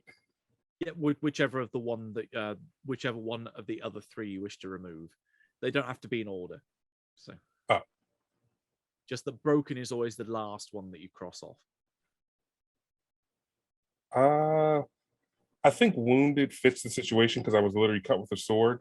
So I will take off battered. Sounds good. So, yep, you are now only a -2 to physical actions. All right. What is the protocol for when one of us gets injured? I guess we just keep going. Press on. Well, you've got options. Well, in theory, if you want to retreat and heal up, that will take a day. You need to retreat to a safe location, and then your medicine roll will take a whole day for him to heal up other conditions. Right. But that will obviously take time. That's the big thing here. Well, if we had something incredibly slippery, we could put on the floor if the suit comes at us. Like if we had like a bunch of marbles or ball bearings, or even maybe get some get a couple containers of olive oil from the kitchen. That would bring And the them laughs The problem, ensue. Soren, we have to find the kitchen first. Oh, You that's could just All the use doors the are shut, blood even already the door to the spilled. library. Let's go to the library then. No, the library, the bust is gone. so now it Oh, leads to who knows where. Maybe it's the armory. Well, what about the door that we just cleared of the armor? There You've we go. cleared it on one side because I mentioned there are 2 suits, one on each side of the door. Jiminy crickets. Well, maybe Torin can stand from a great distance away and just take pot shots at it while we're protecting Torin at his location. Let's ask a I'll question. go up the stairs. Did you notice that the thing went limp when the dog took the head outside? What I if we think I just bashed it. Combination we- of 2, I don't know. a combination of the two? Well, I'm wondering if we could somehow knock its head off. Well, here, Or- I'll give it a shot. Better. So I'll go up the stairs Get away to an where I'm attack. still in range. Line it up. Does Soren or Henrik want this sword and shield? Oh, you've got a gun. Oh yeah, I've got a nice revolver. I got a Oh, Henrik's shield, got a sledgehammer. I guess I'll take it. sledgehammer and shield, right? And I get near the door. What I'd like to do before Torin takes the shot is aim right at its head and wait for a Torin shot. So if it doesn't do it and it's coming at us, I'll have a nice aimed, lined up shot right at it. Gotcha. Okay, I don't think we need to worry about going into combat. Depending on how your rolls go. Is there any bonus for shooting at a stationary target, or It's still going to be a ranged combat. You do get your marksman bonus here because that will apply on the first attack. right? And that is a +2. Yes, it is. I think Mhm. there will be enough kinetic force to knock its head off. Let's see. These older pistols. Oh no. Yes, it's me again. Apparently, we are still under attack. Postponements may be called for. Do not be alarmed by sudden changes of costume. Right, so you've got the various options to head out of here. You've got the 2 double doors either side of the main lobby you're in. You've got the staircase going up on either side that connects to the balcony. Then that goes off in 2 directions on the upper floor of the house. And you've got the 2 corridors on the ground floor that head off deeper into the building as well.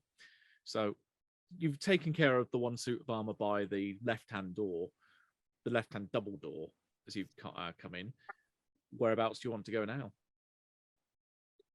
Well, if we walk towards the door of the suit of armor that is destroyed now, are we able to approach the door without the other things suddenly coming to life and attacking us? If you are tentatively trying that, so getting a little bit closer each time and Yeah. 1 foot cautiously in front of the other, if you approach from the side where the suit has been removed, you can get to that door at least that side of the double doors, without the other one activating. So that is an option. Did we find the library? So, no, the door I went with Bernard, and it seems like the last person who was in here removed the bust that was keeping that door open. So the library has been reshuffled into whatever malign distortion is going on here. Does the fallen suit of armor have anything that we can use, like maybe a side mace or anything like that? Something that we could use to smash and dent up armor if it came at us? Yeah, if you want to grab something you could use as a blunt instrument, then yeah, you could definitely pick something up. Okay, perfect. I'd like to do that. I'd like to grab either like a mace or like an axe or something like that, and then just have that handy, because I don't want to use all my ammunition putting holes through I don't think putting holes through those things did much anyway. It doesn't do much. No, it doesn't do enough blunt I'd rather have force something trauma. blunt to like crunch it and make it difficult to walk. I just love how you say have it handy, and here's one I made earlier in both hands. Yeah. All right. You can get towards the door without activating it. The All other right.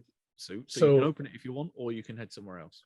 I shall, as you say, come up near the wall where the armor was, slide over sideways to the door, and I'm intending to very carefully turn the knob and open it.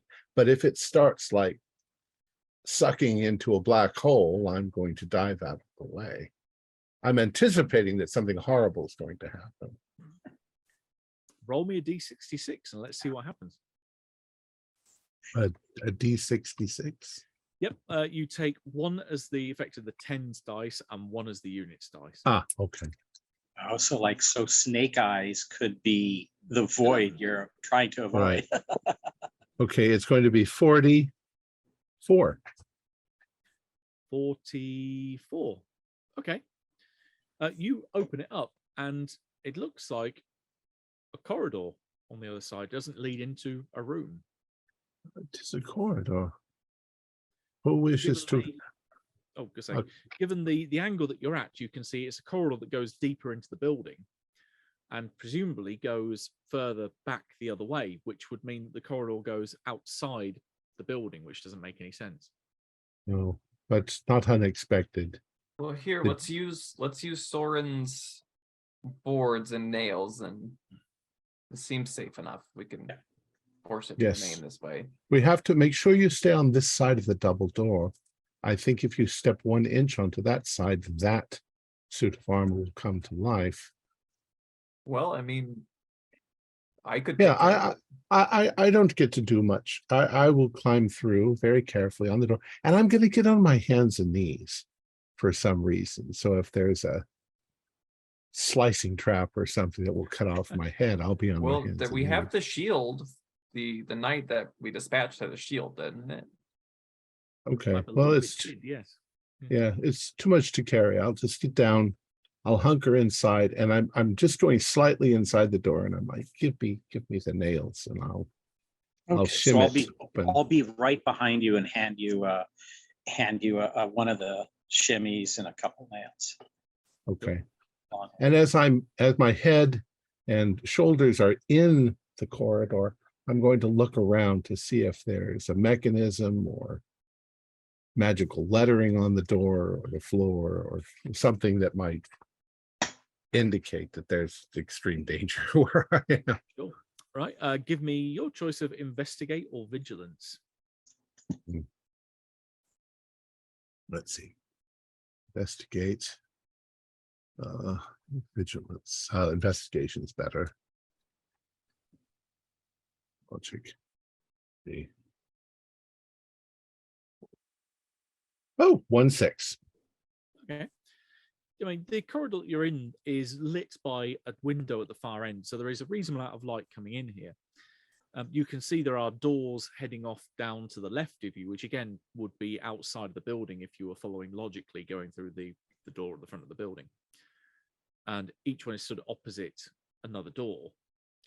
But the thing that catches your eye, apart from the fact there is nothing here that indicates there is any traps or any like booby trap or anything that looks particularly unsavory, is that the carpet in here in the corridor is the same as the carpet in the lobby that you've come from.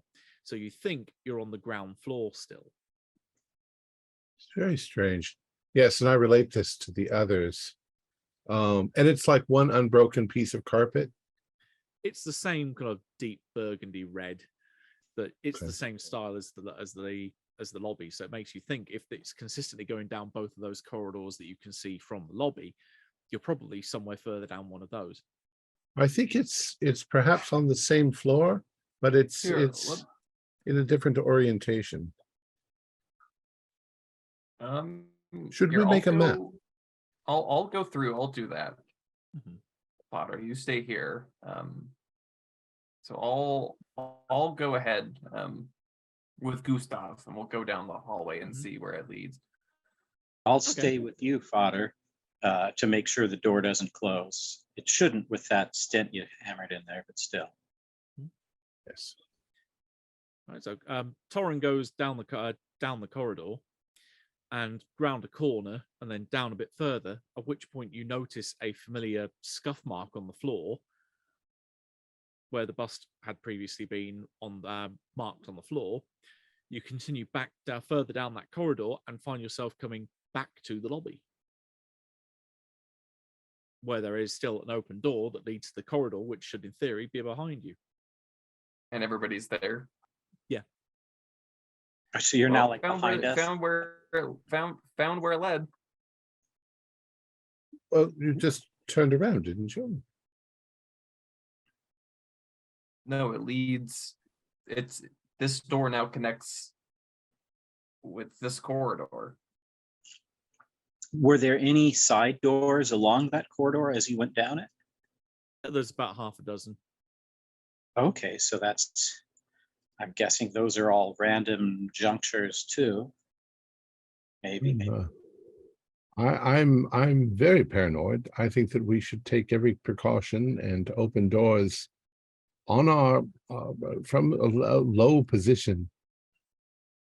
I would assume that an attack would come, if arrows are shot out from somewhere, they'd be aiming for your heart, which would be up here if you're on your hands and knees. So But do I we know mean- which rooms we're looking for in particular?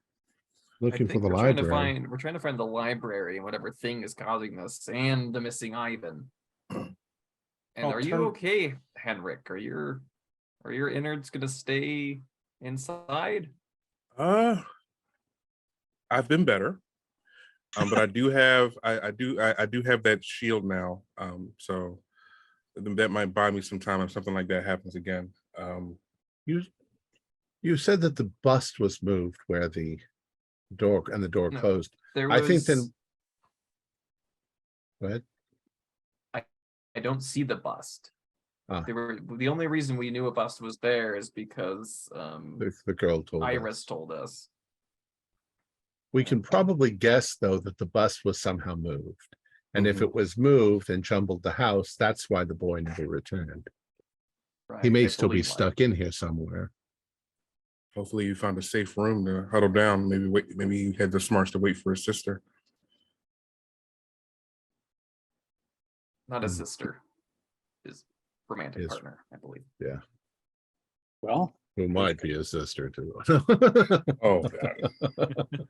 It's a very close-knit community, but maybe not that closely knit. we can open several more doors and keep them wedged open. So With great Well, caution. Yes. Let's open them one at a time, shall we, Sorry? Yep. Well, whoever's opened the door, do they want to take the shield just in case? that's probably Probably a a good idea. idea. Jinx. Yeah. Great minds well- think alike. So who Well, wants to if open the it's- first door? If and I'll just anybody's pass not, them. if anybody has the best chance of not getting injured doing this, I think it's myself. So All right. So I'll You're hand the you the most shield. wily. give me the shield. Is there a suit of armor protecting the next door? They're across the other side of the door, across the other side of the hall if you're looking for one in the corridor. Otherwise, you've got the ones in the lobby. As said, the other side of the lobby has two either side of the double doors. And then upstairs, you've then got whatever's on the upstairs floor, because I don't think anyone's been up there yet. Okay, well, do we want to start with just this other door across here? First door on the left. Work our way down the corridor. Or do we want to go down the corridor? That works. Yeah, good idea. Down the Go corridor, down the corridor. first door on the left. And Okay. if the armor starts moving, we can. Do we have a rope? Should we tie a rope around Torin in case he's pulled in? Do you recall when we first fought the Revenant in our castle that it seemed like, oh, maybe that was a different scenario. Never mind. like gravity was changing throughout the house. That's something else. Sorry. Damn it. Well, there's loose Crossing things. universes. Yeah. There's like a chair and the suits of armor and a vase and stuff like that about. So if there's any sort of vortex that sucks everything in, this house wouldn't have all of these odds and ends sitting about. It's a good guess. Yeah. Although from the chapter house, from the Uppsala chapter house, they mentioned finding a vortex like thing in one of these rooms. So it's not out of the question. If it makes you feel better, you can tie a rope around me, but make sure that it's loose. I need to be able to move. There's one other thing just to consider, that someone could be behind all of these things.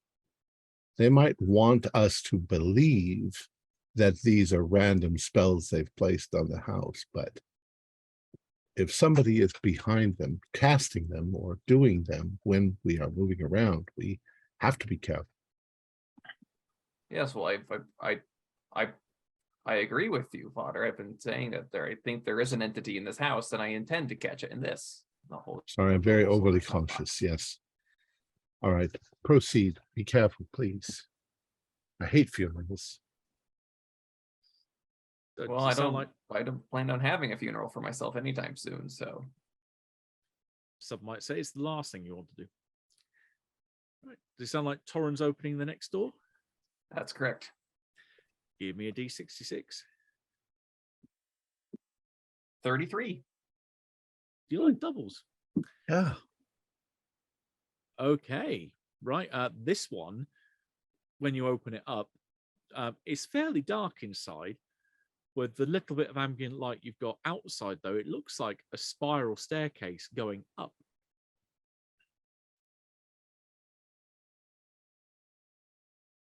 It's a staircase going up. Do we have a lantern or something? I think I've got it. I'm sure we would have brought light with us of some sort. Yeah, hurricane lamp. It's right here. There you go. So you have light. I'll switch. I'll hand the shield to Soren and take the lantern. Mm-hmm. And with Careful with that. How is Gustav feeling? Like nervous, sniffing around? Kind of a little bit wary, but not scared. It's like sniffs the air and it seems fairly stale. Okay. I'll very cautiously start going up the staircase. Okay, yep, you head on up. And after you get round like one revolution and get to the top, your head emerges above what is now, or coming up from what is now floor level, with a very slanted set of roofs or walls either side of you. You think you're appeared in the attic. Correct. Around you, you can see there are a couple of walkways which go off into other parts of the house, where you can see it's evidently the roof above certain parts that opens up into another, say, apex where the roof meets. And around you, there are boxes, presumably of storage. There could be things like bedclothes or other got keepsakes and mementos of time gone past up here. It looks like storage. Okay, well, I'll have Gustav sniff around again. Just Okay, yeah, he gets up here and now he's actually a bit more worried. He kind of backs away a little bit from what pretty much he gets to where you are at the top of these steps and then just backs, so he goes back down onto the first step. Something's got him spooked, but there's nothing here as far as you can see. I'll call back down. This is the attic. Should we go up? There's the dog. The dog is worried though, so be cautious. Or should we just come back down and continue looking through other doors for the library? Yeah, maybe we should Well, heed the dog. I think from what floor? Do we know what floor the library is supposed to be on? We know it was stuck on the first floor, but They said it seemed like it was the first floor, given the view that they had out of the windows looked like it was the ground floor. okay. While you're up there, because you've been there a few seconds discussing at least down the stairs with the others, can you give me a vigilance roll? Yes. So 3 + 3 for the dog.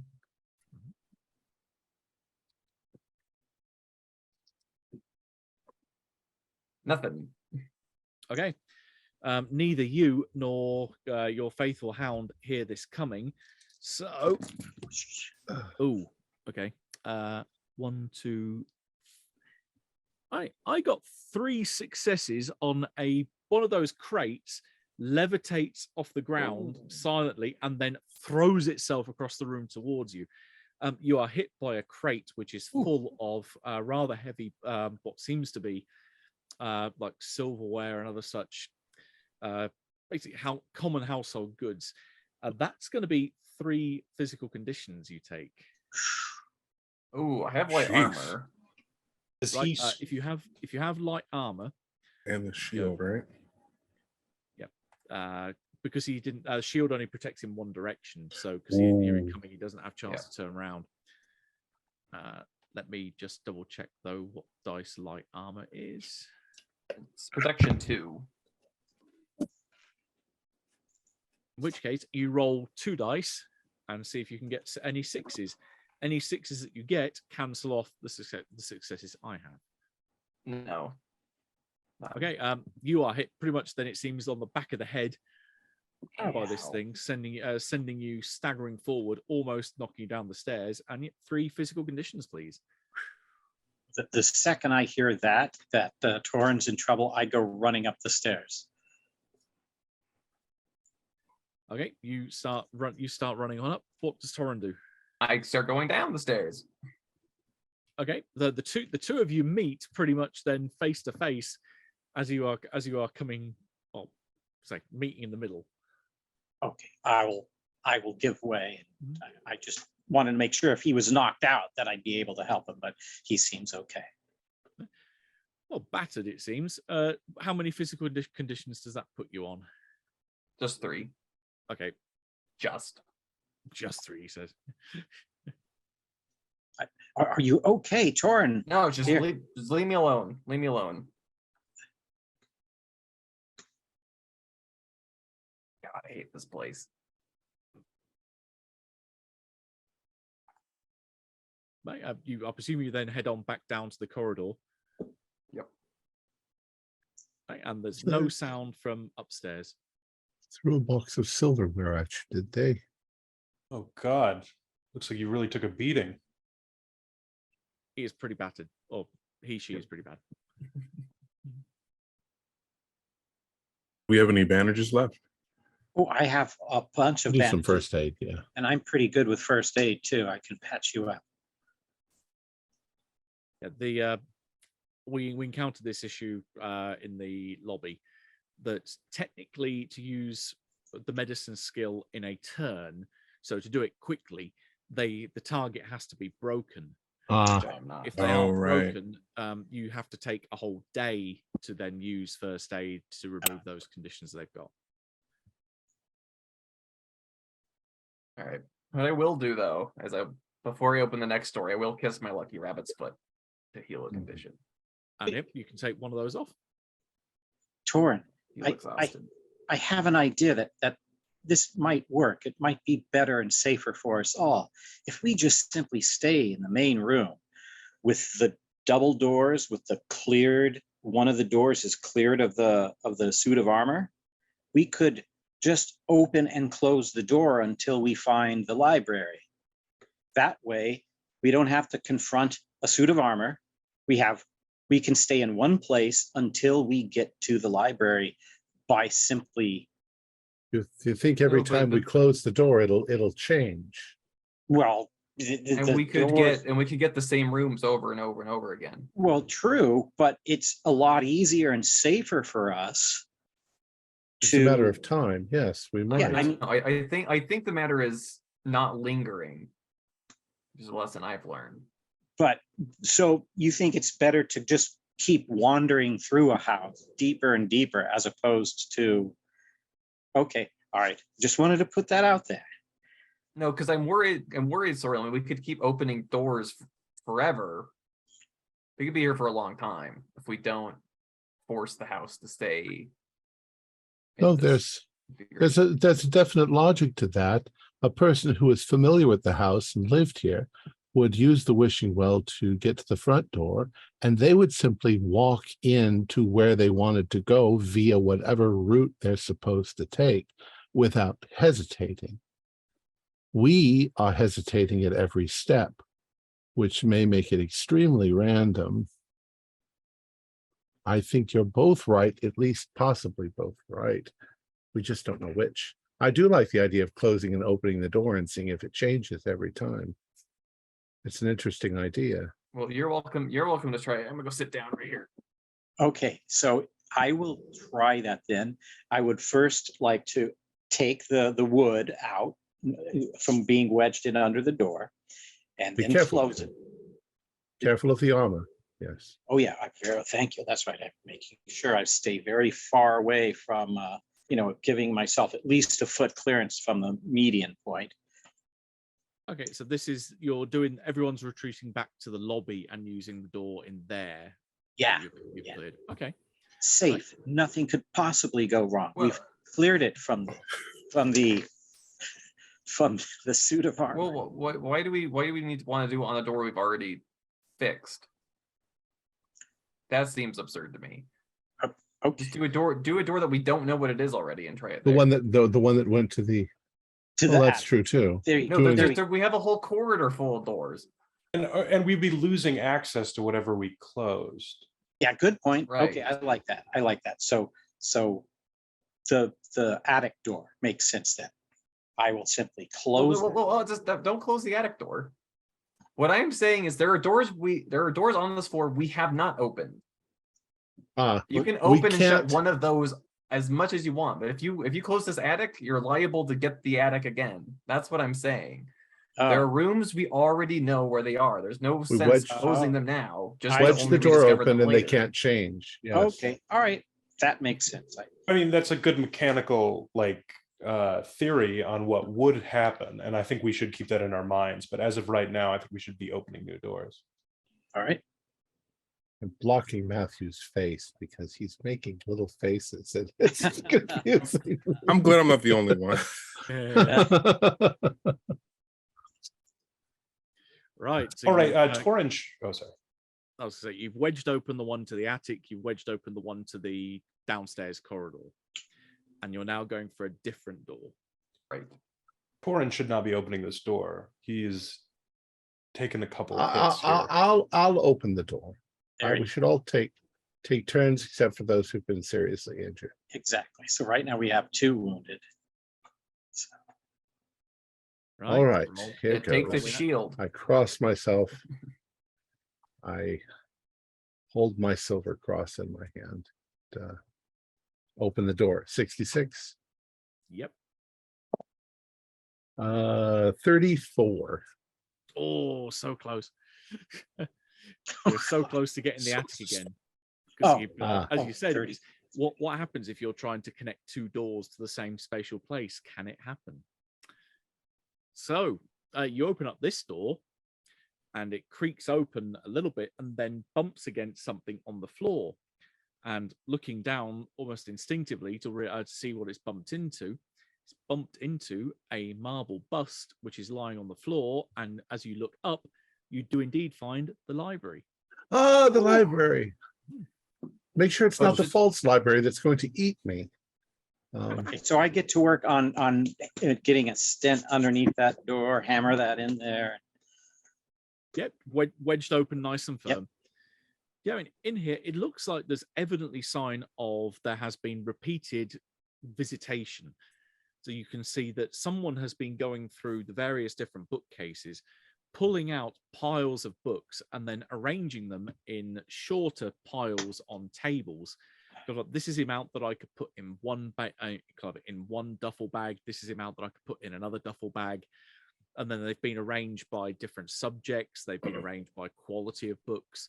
It seems like this is where presumably your pair, Iris and Ivan, have come in and started to find the choice cuts of the library that they could pillage in subsequent visits by taking one or two duffel bags full of books out at a time. I say we've found a large portion of treasure. I think that we should move this all out into the hallway, since it seems the safest place if we lose the library again. We do want to recover all of this, do we not? Ultimately, we might not be able to defuse Well, the I wanna- house. Well, you're thinking about saving the books. I want to investigate this space. I want to know Yes. where the hell Ivan went. There might be knickknacks in here If too. if if, so- if the bust was pushed in from the outside, if there's like scraping on the floor, like I'm just trying to figure out what Give happened, me, where he went.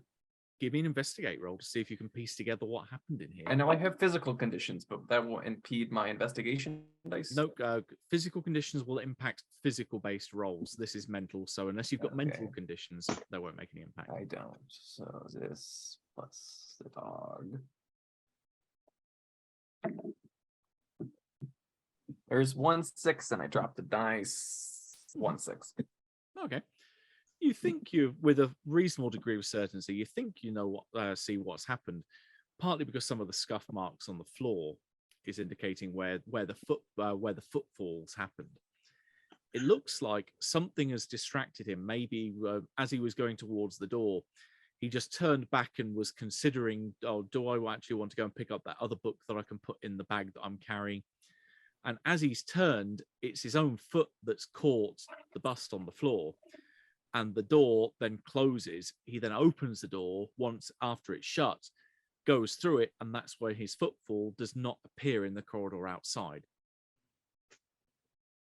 So it's literally, it looks like he's caught the bus by accident, shut the door, so he's then subjected to being inside a room in the ever-shifting interior of the house. So he What's could his see name? anyone. Ivan? Ivan Hjort. Ivan, are you here? I yell out.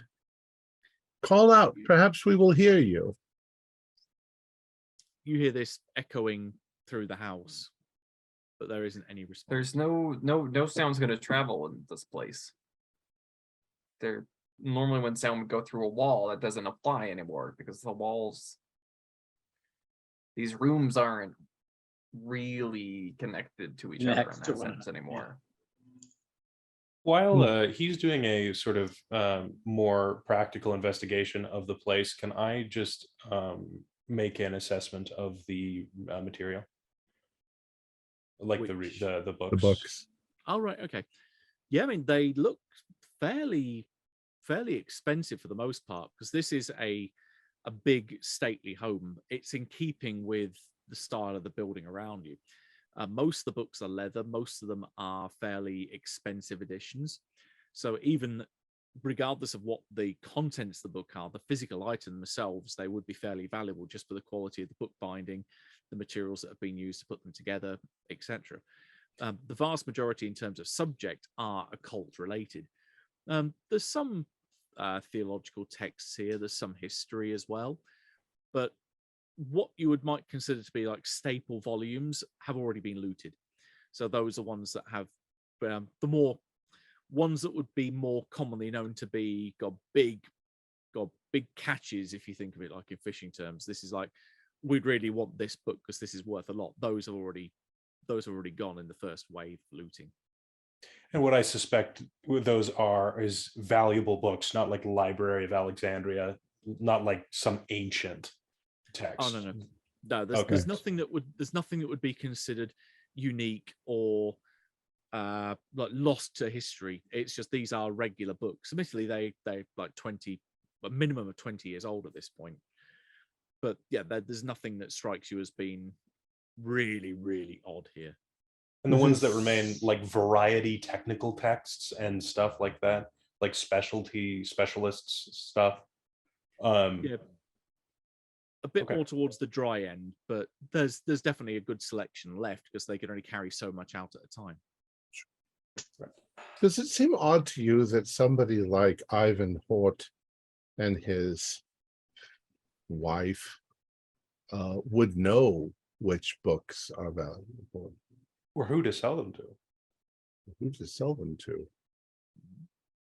Any Svartaboken hiding in here?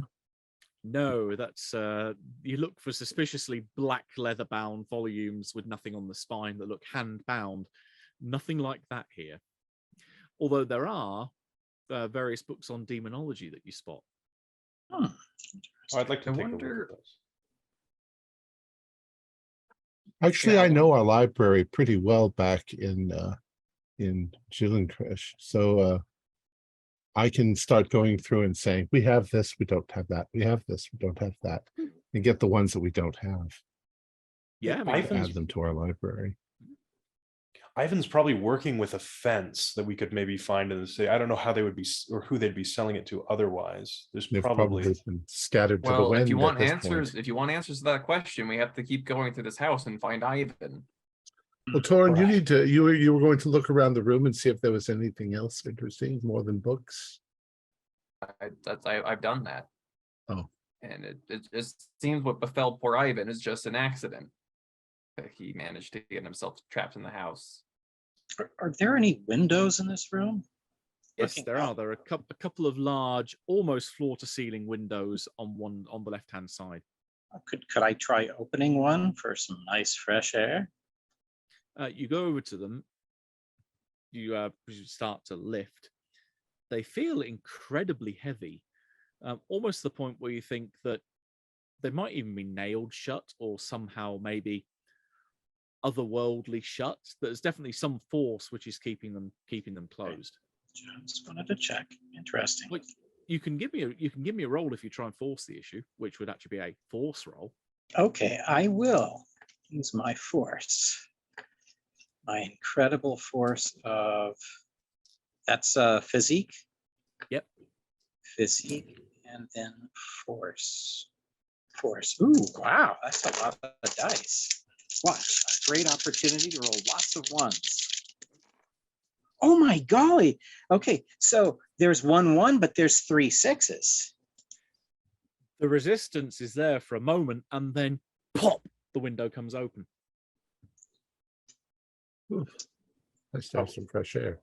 Yeah. Is there any, I look around, is there anything to wedge in there? Like a chair or something? Oh yeah, I'm not- there's a chair, a table leg. There's plenty of things that you could.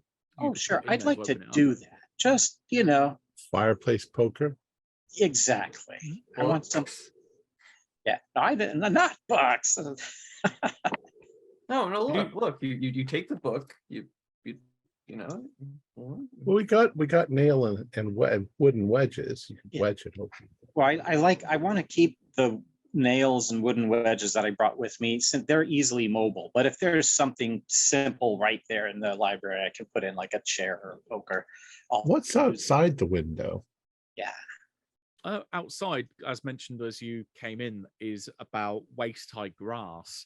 So all you see is just the overgrown grassland that surrounds the house. But you can see it in orientation to the way the house is built. They're on the side of the house, on the back of the house. You're on the side, which if you were looking at it from the front, so the front door was immediately ahead of you, you'd think that the library should be roughly on the kind of side of the house where you are now. It's on the left, it's on the right-hand side of the building. This is tremendous because we could, if we leave this window open and we affix it open, we could come back to the house repeatedly now with this consistently being straight into the library.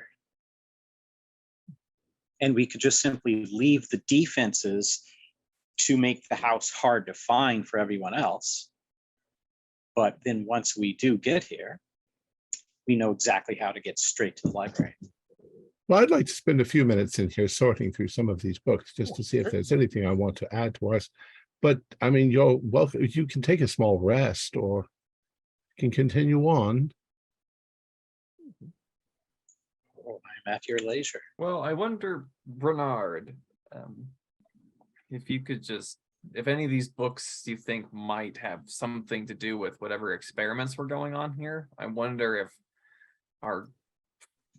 the prior owner of this place left annotation.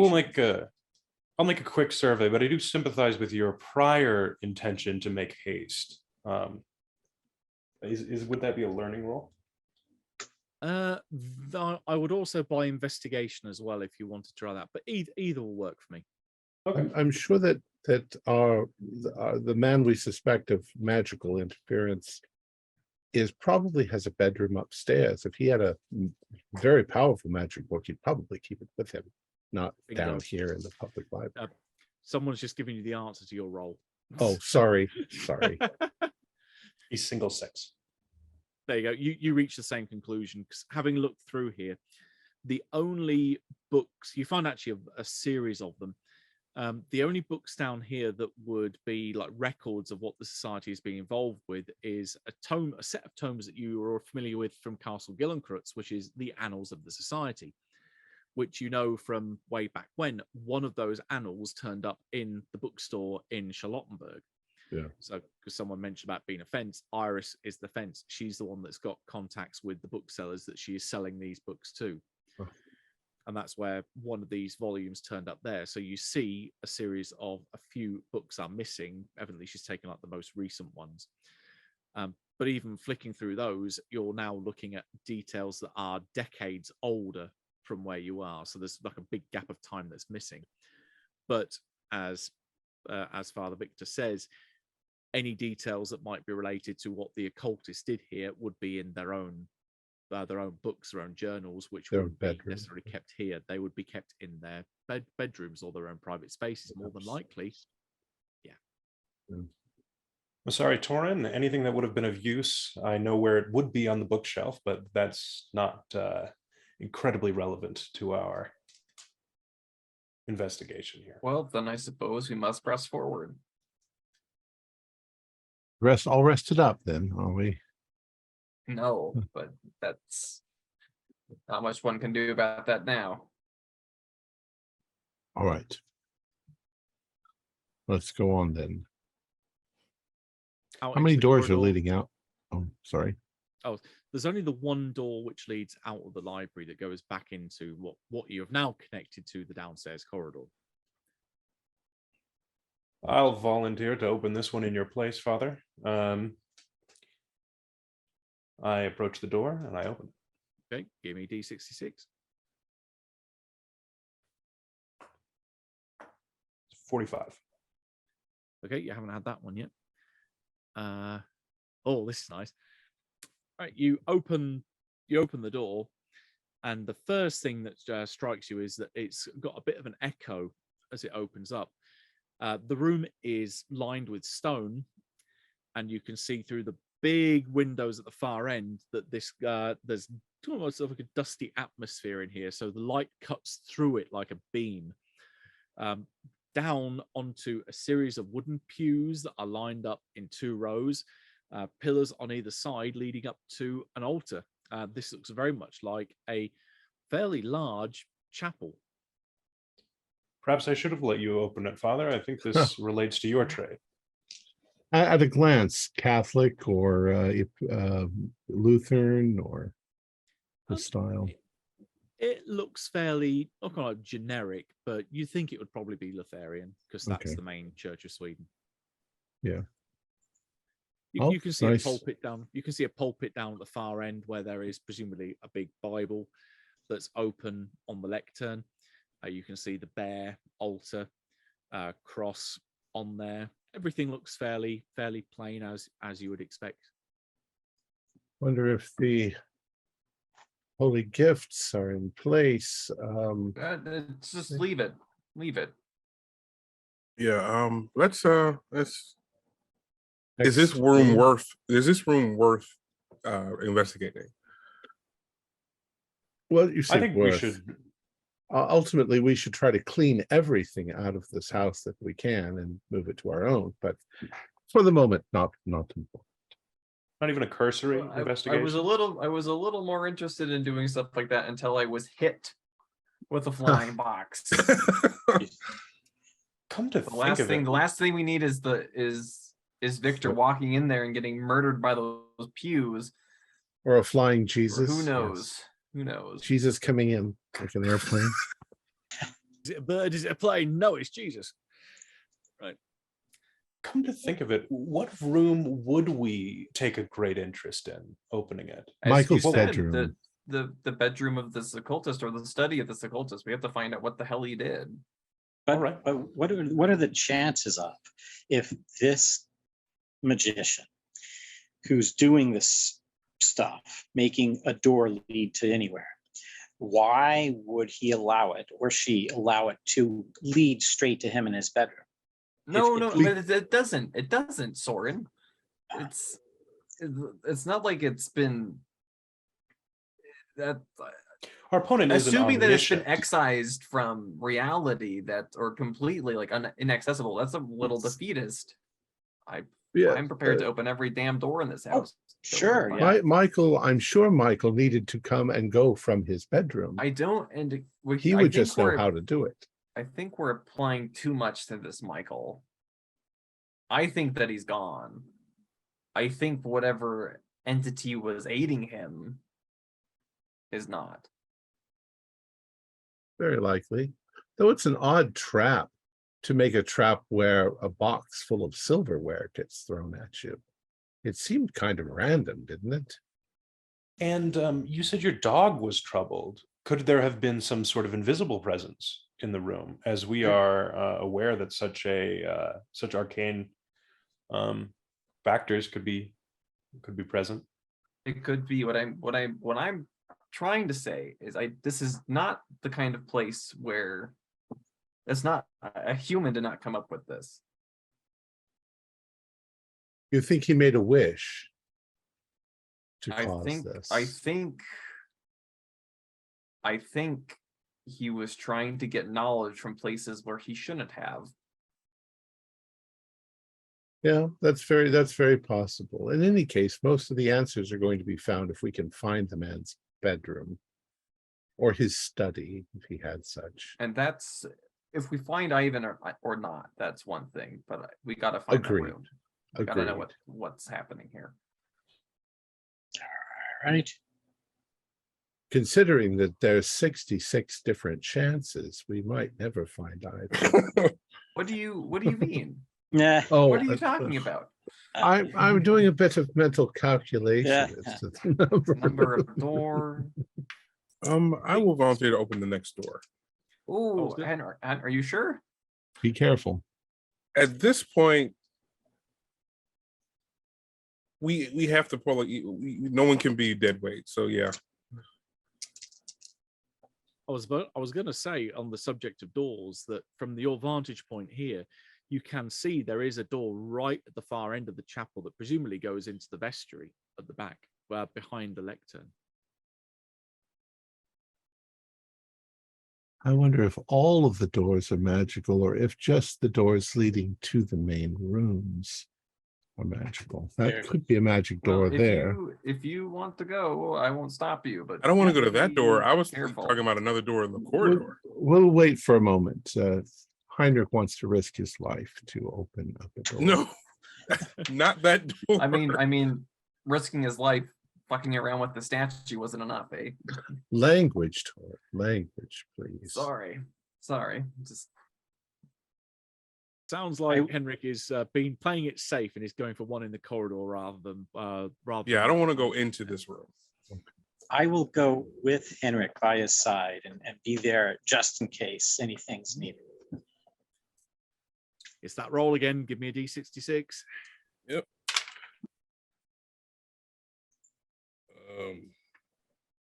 64. Okay, another one you haven't had yet. So that will be okay. This one, when you open it up, at first glance, it's a completely black room. But just with the ambient light that you've got in the corridor, you can see that there is the faintest outline of what looks like the edge of a table about maybe 6 to 8 feet ahead of you. But as Soren has said, you're right beside him with a lantern, so that you've got a bit more light. You start to have this beam of light cast into the room. You can see that you've hit the armory. The walls are lined with what look to be a range of weaponry. There's rifles here. There's muskets which are in racks. There's swords which are lined up here. There's also a couple of taken apart suits of armor. And roll me 1d6. 6. There is also a small cannon in the corner of the room.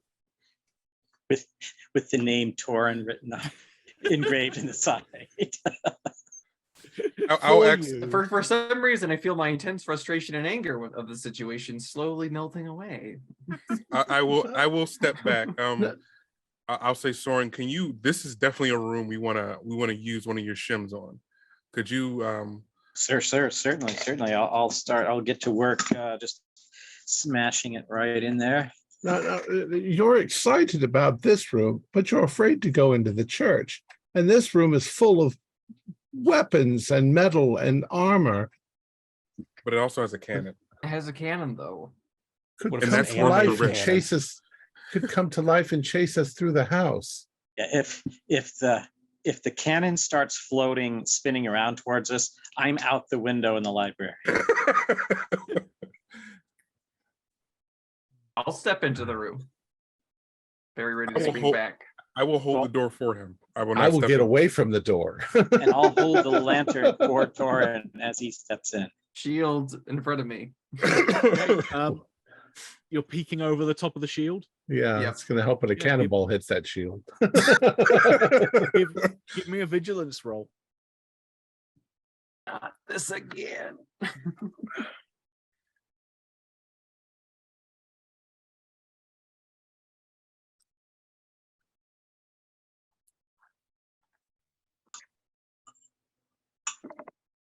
Two 6s this time. Right, you are like a hawk looking around for anything that suddenly seems to be inclination of starting moving or changed, and you go around following the lines and curves of the various weapons that are on the wall, and then you catch the spark that lights up on the very short wick of the cannon as it's looking directly towards you. And I'm out of there.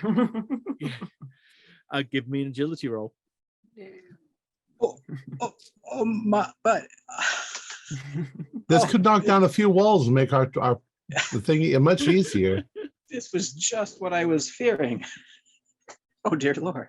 Yes, but it's the cannon. It's the cannon. But it may not be able to load itself. Hopefully. I think it's already loaded. I got a 6.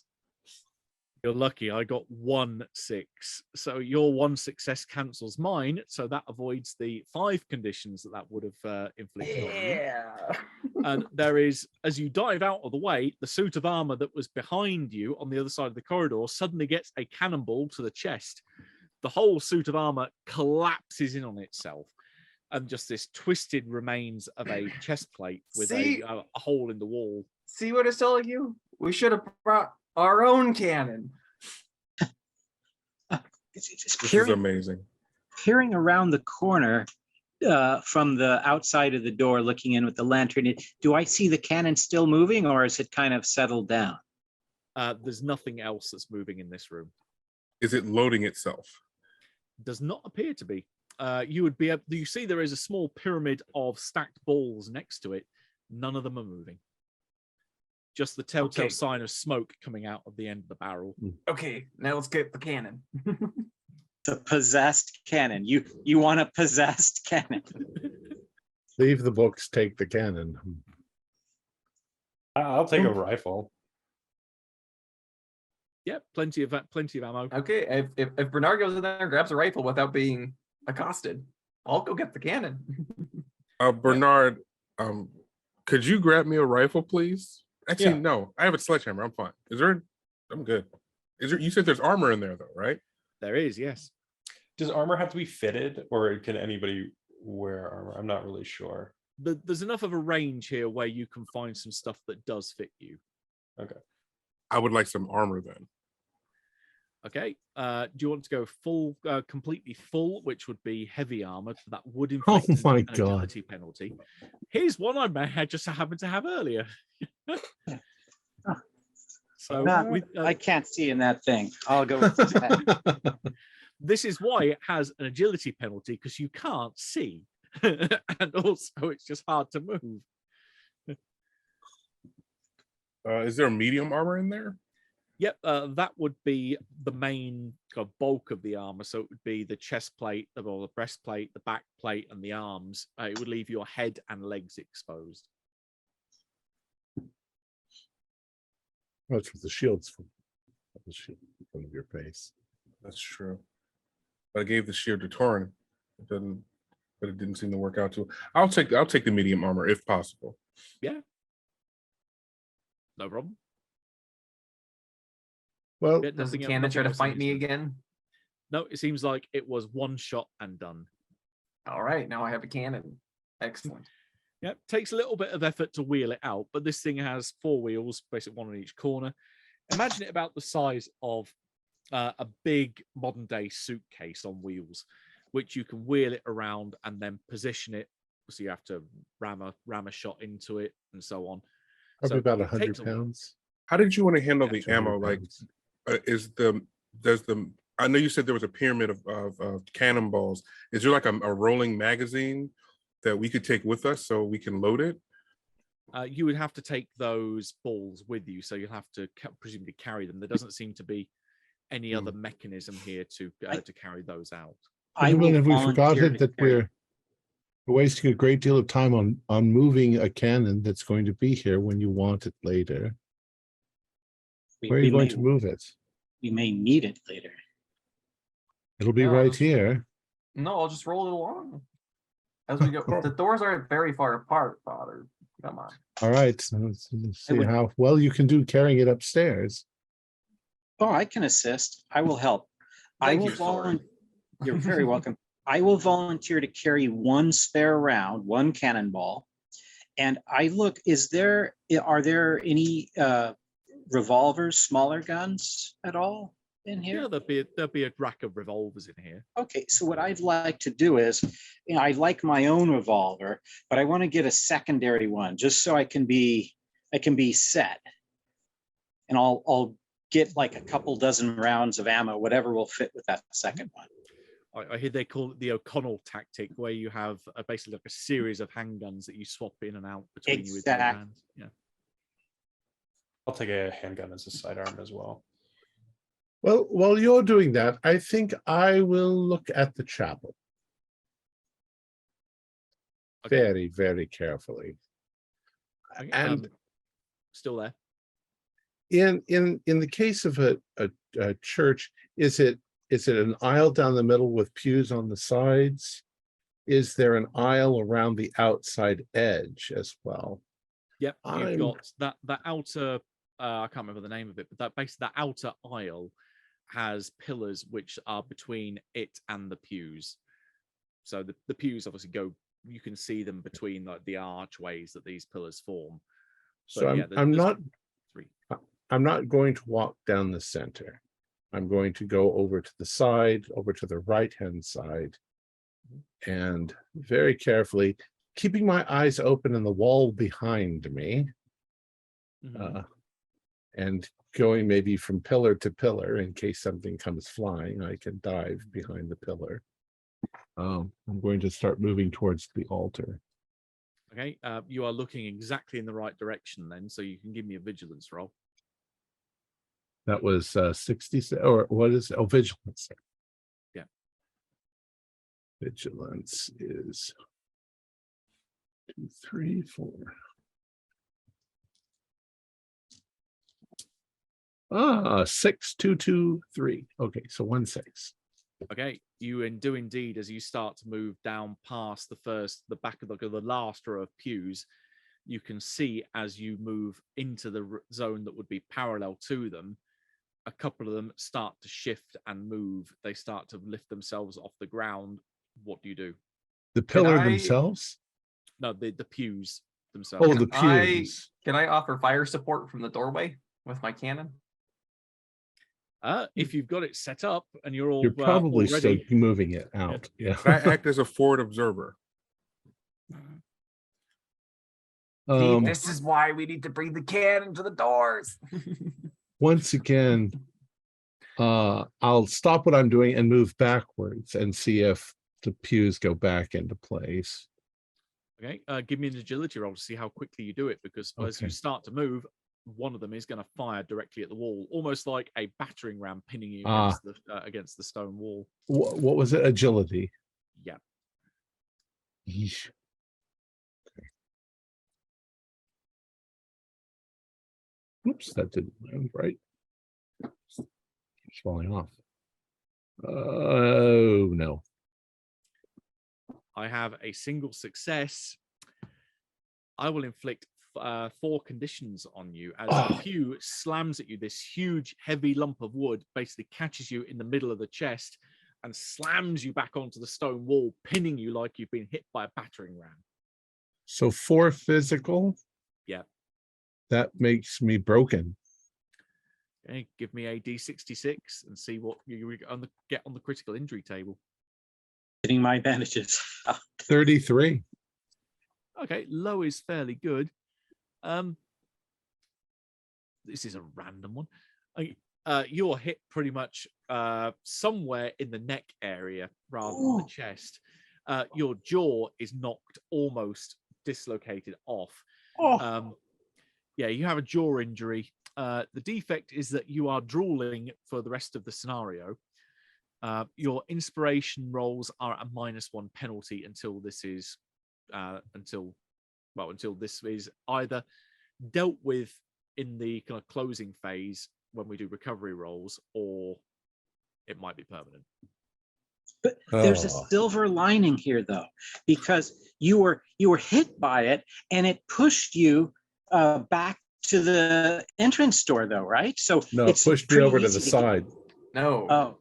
Oh, darn. We're gonna have to fight. I think we're gonna have to knock that pew out of action from the doorway. I'm glad I with got the cannon. After I hear the ruckus, I'll help him push the cannon if it makes it any quicker. Yeah, is there any way we could aim the cannon like straight down the middle to hit as many pews in one shot as possible? Oh, this we have a lot of cannonballs. Yeah, range combat time. This is indeed what range combat is for. Give me that roll. All right, so I get +1 for the cannon. So 5, don't worry, fodder. Stay down over there. Incoming round. All right. Yeah, the minute he's slumped against the wall because being broken, he can't really do anything apart from maybe crawl away. 1, 6. Okay, that inflicts 5 conditions. So you blast away with the cannon, trying to get as many down one side as you said. With that, you obliterate 2 of the pews, basically the 2 rearmost pews. There are 5 in total, and the second one in is the one that got the father. So he hasn't got one that's basically going to start pummeling him, which is what it was going to start doing from next round. Okay, and so now he's now free to crawl away very, very slowly. I said I was worried about you getting hit by a pew. I said the very words, and now here we are. I'm wondering, like, if a pew can be levitated and thrown, can half a pew be levitated and thrown? How about we don't go back into the chapel and find out the answer to that question, Soren? Well, curiosity has already almost killed Henrik, and now it's almost killed Victor. Does anyone want to give the father some first aid? Oh yeah, I'm all over the first aid. Here, let me help with that jaw there. Right. The more successes you can get, the better. Okay. Does anyone want to assist? I'm pretty good at it, but I'm not super good at it. No, I'm not. There's I'm not one- any good. That's one. GM, two, three. I have a minus to my rolls because of my injuries. Do you remember how many I had? I think you are because you picked up 2 critical injuries previously. I think you only had 1 success to heal you back down by 1, so you have 3 physical conditions still. But didn't I use my pipe? Then you have 2. Okay, so it's -2 to all rolls. Yeah, to physical based rolls. Yeah. Okay. Plus I got- whatever terrible things are lingering from the critical injuries. Yeah, they the ones for you had 43, which is a dirty wound, which is -1 force because that's sepsis, and 24, which is injured arm, so you have a -1 on ranged combat. Soren did well by the look of it. I got 2 6s, but I got 2 1s, so I think that just cancels everything. The ones No. don't do anything. Oh, the This ones. is not alien. This is not alien. You do not need to worry. Oh, good. So I Right, help. so- I'm helping. Yeah. I'm helping, Father. Stay No, still. so in which case, your broken condition goes, and 1 additional condition on top of that goes. So it Oh. leaves you with 2 physical. So I am at just battered. Just Battered like a fish stick. Or battered and 1 other, because it'll be 4 going down to 2. Why was it broken? Yeah, And which, then which I'd is be- your 4th physical condition. And so I go back to 2, which is battered. And So you're 1 other battered one. and exhausted. I'm battered and exhausted. Correct. All right, because you can choose which ones you want to get rid of. So you Oh, can, right. Oh, you okay. can- you can get rid of broken, and then you can have any of the other 2 after that. Oh, okay. You don't have to I'm- go in order. I'm obviously battered and exhausted, but at least I popped my jaw back in. Yeah. I was afraid I was going to drool at all of my sermons from now. Dearly beloved, we are gathered here. Marriage is what brings us together. Marriage, yeah. Well, let Now- us get this show on the road. yes. I'd say we grab the books and leave. Yeah, this place is a Bring the cannon. hell. Well, let's move. Let's all man the cannon at the next door if somebody wants to open it. I'll open the next door. Give me that. Can roll. I before that happens, can I with Torrance direction, can I load the cannon? Yep, you can have it Because we never prepped loaded already. it. Okay. When I see them done loading the cannon and readying it, I will open the door with one hand. Ooh, is it a lantern or an axe? I don't know. We'll do the axe. Axe. Can I hold Okay. the lantern behind him? Yeah, that Yeah. works. Is it loaded? Yeah, it's loaded. Yeah. Okay. 46. Oh, Wait a God. minute.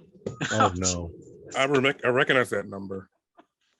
I run from my you haven't had 46. No, unless I've not crossed off, because that's the armory. But I don't Yes. think I've crossed it off before. So this is where you've got a door which is leading to the same room that you've already opened. a paradox. In which Are there case, 2 of us? No, the door, it opens up, and for a second, it is just black. It flickers in a moment that looks like it leads to the armory. It flickers again, and then it's a set of stairs going down. Interesting. That look- Perhaps there's some significance to accidentally opening the same door to the same room. You find the secret passage. You're not concerned that it just flickered? Like we could go in there and we could just flicker out? Well, nail the door open. It just flickered before our eyes with the door open. Thorin, I'll do it if you won't.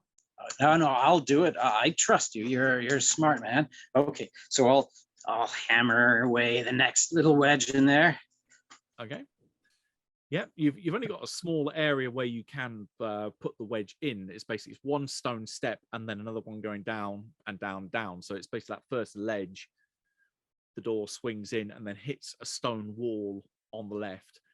On the right, you can see that it goes down and opens up into what seems to be maybe an old wine cellar, but it definitely is a subterranean room. Oh my. I guess I'll just grab my lantern then in the other hand and then turn that up. Do we see better down there? Or? Yeah, you can do an arc as you're kind of maybe halfway down the stairs so that you can get that good angle and view around. Yeah. Can I use my binoculars? Yeah, to have a bit more of a closer look. I will give you a roll in a sec. Okay. So as you are looking around with the lantern, the wall that's immediately opposite where the stairs go down, you can see indeed what looks to be a big series of wine racks. Most of them are empty. There are a few, though, which still have some old dusty bottles on them. Ooh. Off to the left, you can see there is a doorway. So there's like a rectangle. There's no door in it. It's just the way into another room. And that is mirrored on the right-hand side. Both of them go off into dark. But Henrik can give me a vigilance roll as using the glasses. All right, so... And this isn't physical, correct? This is mental. 2. And then 5 from logic.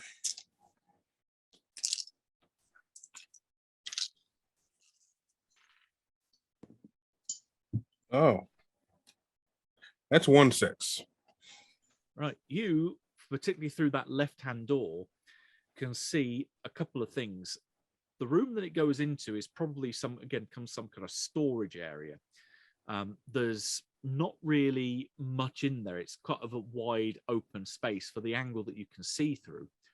But going diagonally across, following the angle that you're looking through this doorway, you can see there is another doorway on what would be the right-hand wall as you go in.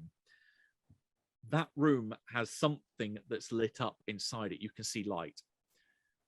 Because it's reflecting off what seems to be the polished arm of a suit of armor which is stood behind that doorway. So I'll relay that to everyone. So I think I see some light coming from a room down there, but there's also a suit of armor. So I think we should bring the cannon up. Yeah, good idea. All right. Right, those of you that are wheeling the cannon down, it will take at least 2 people to do it. Who are you getting to carry this thing?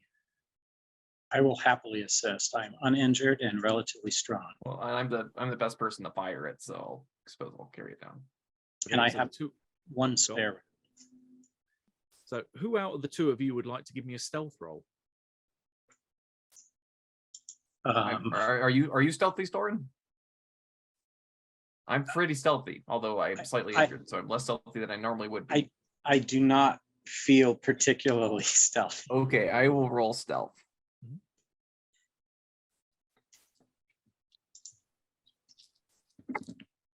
1-6. Okay. Right.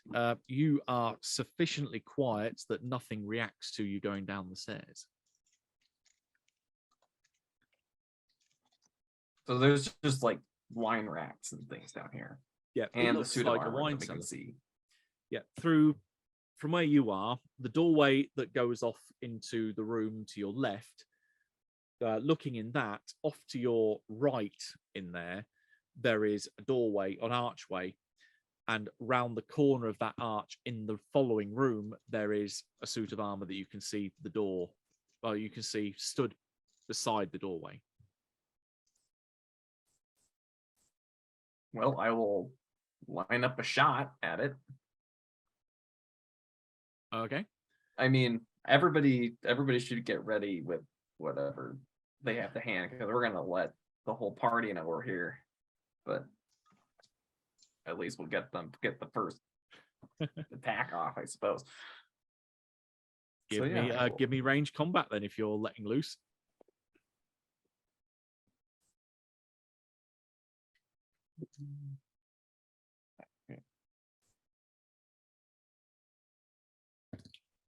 I don't know if I want to. Yeah, whatever. 2 6s. There is an almighty boom in an enclosed space, so forget the typical Call of Cthulhu. You've just let a shotgun blast off in an enclosed environment. You've let a cannon off in an enclosed space. The wine bottles in the wine racks shudder. Probably a couple of them falling to the floor. The suit of armor that you saw, the edge of it, is obliterated. And in that moment of not only are you deaf, you're fairly sure that as your senses start to return, you hear a voice coming from that room that's basically going, "Ah, what the hell?" As someone is also suffering from a distinct percussive impact. Well, and I'll take the rifle. Leave the cannon here, grab my rifle, and just whip around the corner. And I'm Okay. right there by his side. Okay, the Right. two of you dive round the corner and get a view into what would be like the second room on from where you were. And the sight that greets you, there's a little bit of description here. You're in a square room. Off to the far side of you, so directly opposite from the archway that you come in by, there is another arch on the far side that goes off into a dark room. The room that you're in is lit around the edges of the room by a series of candles that provide a fair degree of light because there's a lot of candles.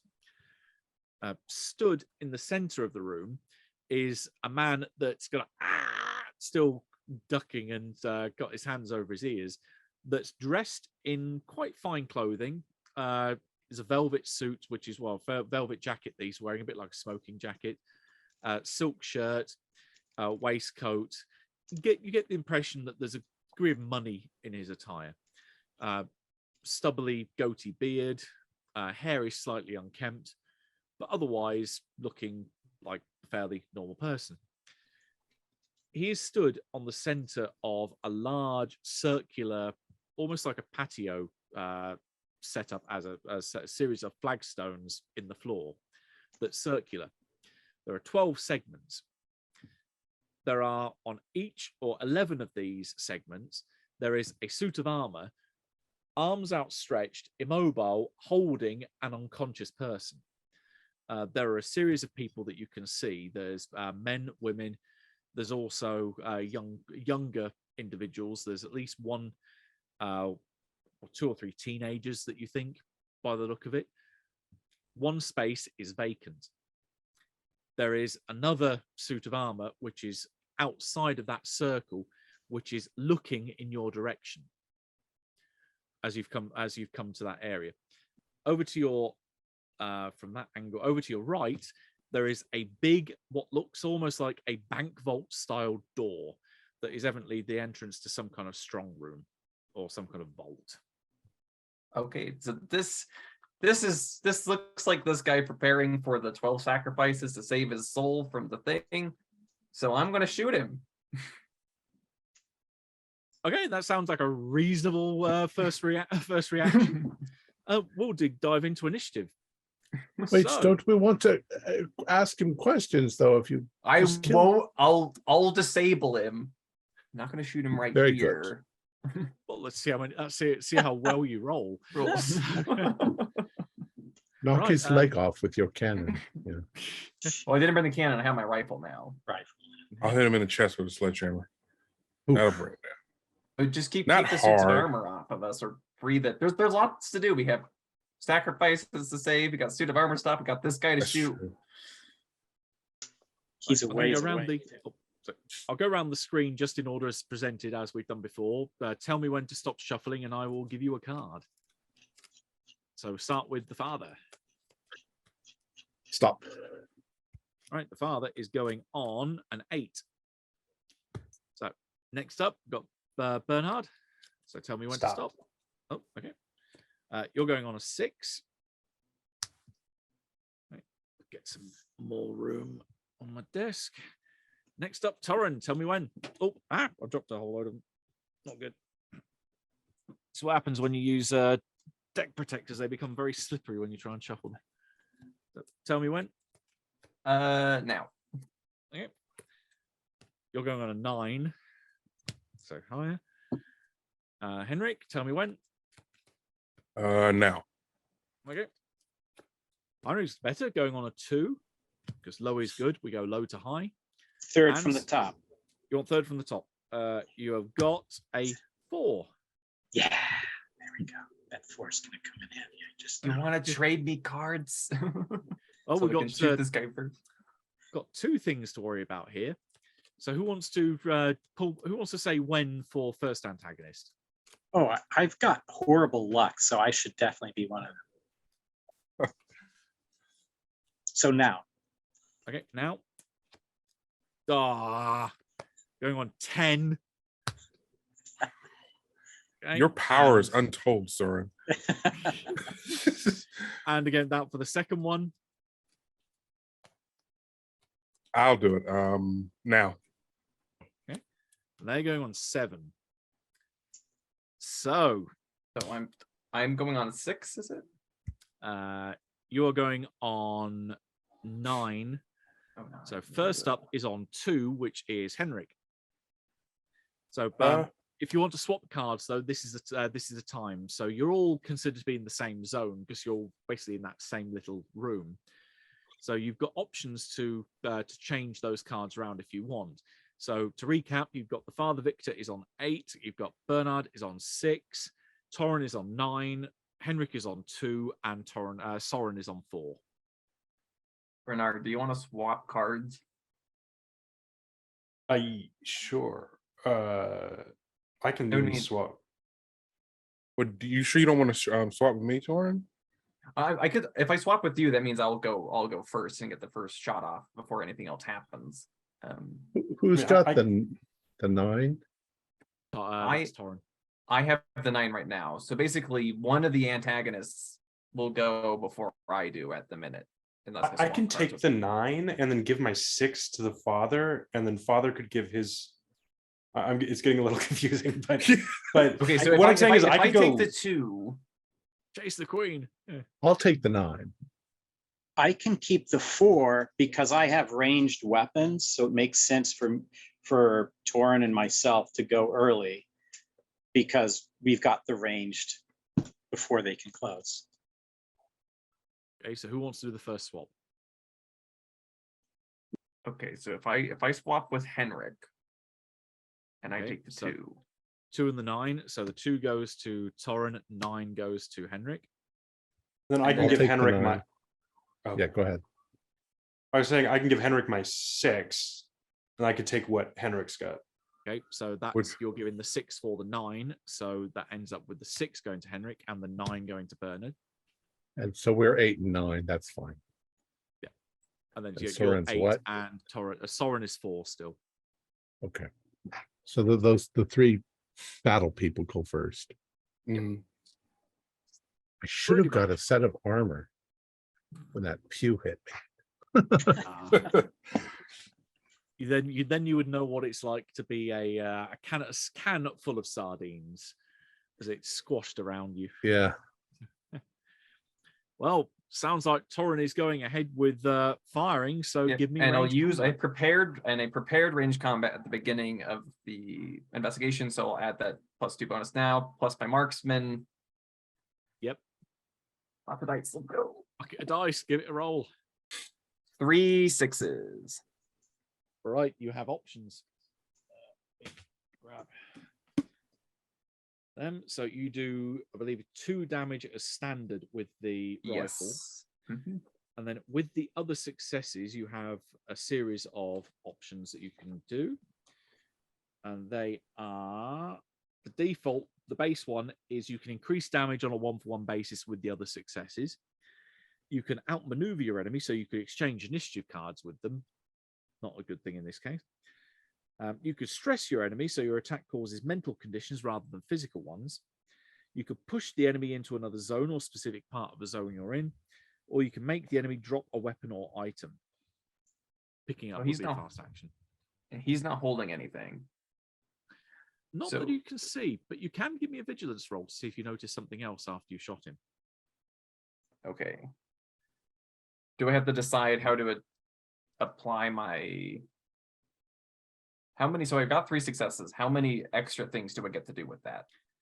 You can select the damage one. You can select that more than once. Otherwise, the others are you can select them once. And I have 3. I can do that 3 times. One is always used for the base damage of the weapon. Oh, It's gotcha. the other So I have two you then 2. get to allocate. And do I need to do that before? I guess we'll make the vigilance. I guess my question is, do I have to decide that before or after this roll? You can decide after. Okay.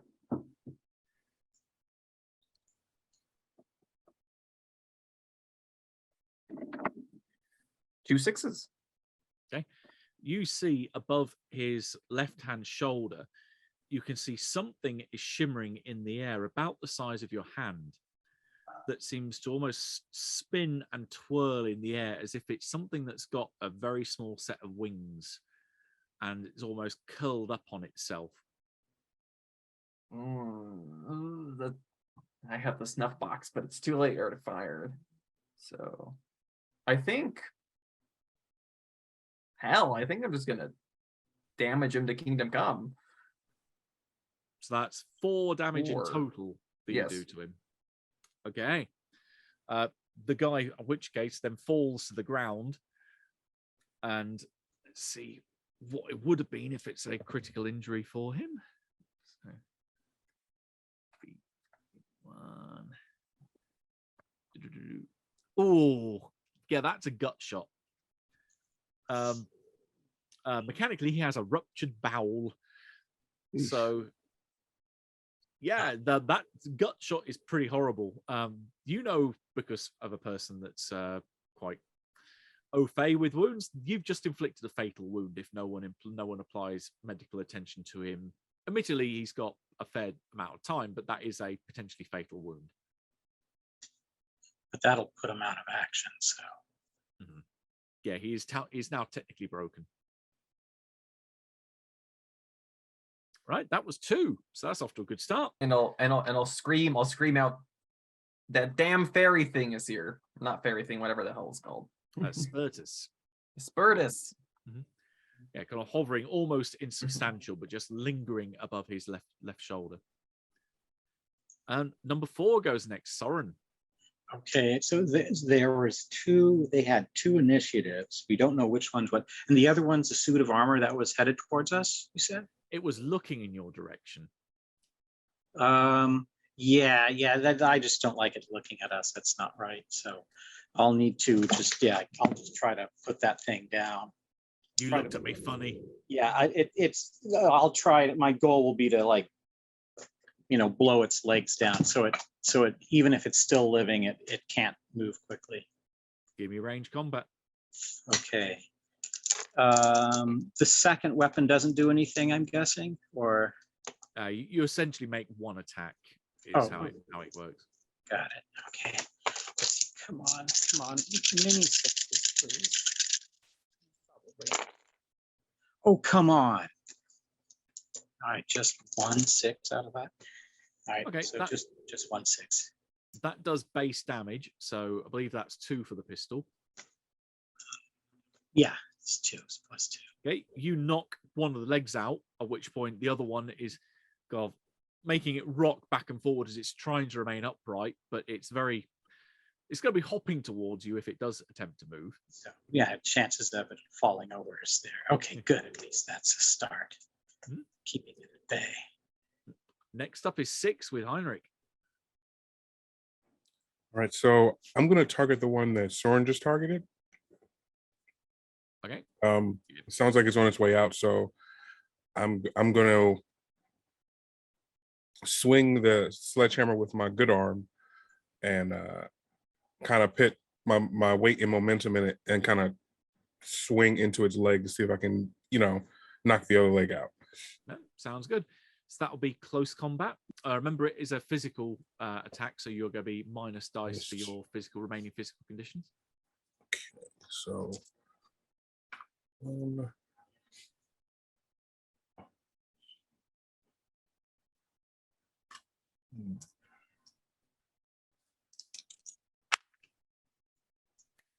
None. Unfortunately. Okay, swing and swing and a miss. And we're then over to 7. So this is the one of the antagonist's moves. Before we see what it's going to do we want a quick 5-minute bio break? Sure. Excellent. We'll be back. We'll be back. We'll be back to see what horrible thing it does before we can try to get it into this little stuff box. I love the fact that one of you decided to go into the chapel, because I had almost the same thing happen in one of the playthroughs in this. One of the guys walked down the side aisle, promptly got bashed by a pew and got taken down to broken. Oh my god! And then it resulted in the rest of the PCs going in to try and help him. 1 broken, 2 broken, 3 broken, 4 broken. Oh no! And if you walked down the middle with the pews on either side. Oh man! Oh yeah! Yeah. I told you. I mean, the cannon has. As soon as we got that cannon, things have really started looking up. I will admit the canon has solved more problems than it's created. Yeah. I was thinking, like, if some magic's levitating stuff and throwing it at you, then whether the pew is in its entirety or blown in half, it's still gonna do. I mean, half a pew can only deal half the damage as a full pew, though. So like only like 500 pounds worth of wood, as opposed to one. Yeah, most pews back then they're like made of like oak. They is heavy. I'll Yeah. try it back. Once again. Can you imagine getting hit by a oak pew into a stone wall? Yeah. And then the father took it on his chin, literally. Oh my god! I think I remember when say in the other group, one of them managed to get it in the eye. Another one got it in the head, so he had his forehead caved in, because that's one of the other wounds you can get. I thought, how am I going to preach to my congregation? You get hit. It's a very unforgiving system. Like. Yeah. Today we're going to talk about Job. Hey, I've got a general Vaesen question. Great, bud. Are there any other archetypes that aren't in the book? Yes, there are. I think it's either 2 or 3 others that have recently been introduced in the Mythic Britain and Ireland source book. You can tell they are definitely bolt-ons to the main rules, because they have a very small amount of stuff that's theirs, but otherwise they seem to be kind of covering very similar ground to the other ones. Because the original set, you can tell that it was built for the 10 archetypes, and they all had their own set of talents. They all had quite their own little niche before they branched out into other things. Yeah, the ones in Mythic Britain and Ireland don't have that kind of unique feel to them. My ears all of a sudden started clipping out. Oh, battery starting running out? No, they shouldn't be. They should be on full power.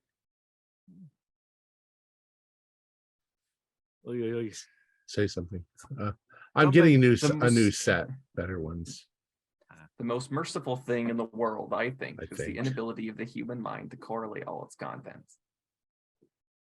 And especially the magics of how wireless technology works. Yeah. I keep meaning to. There was what was it? It was some comedy thing where it was Satan and the 2 psychologists he had hired to create the most infuriating things, and some of them would be something like that, where it sort of worked but doesn't quite work, and it just makes you incredibly frustrated. And well, I think there's an SNL sketch or something about CIA psychologists who are behind torture who came up with things with like the Cars for Kids theme. Oh, that was funny. You might recognize our work.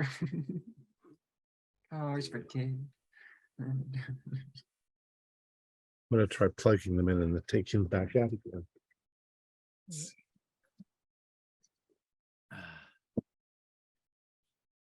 Yeah, that ruptured bowel injury struck a little bit home for me. Mechanically, mechanically, you inflict a -1 agility penalty to him, and the defect is where's a colostomy bag.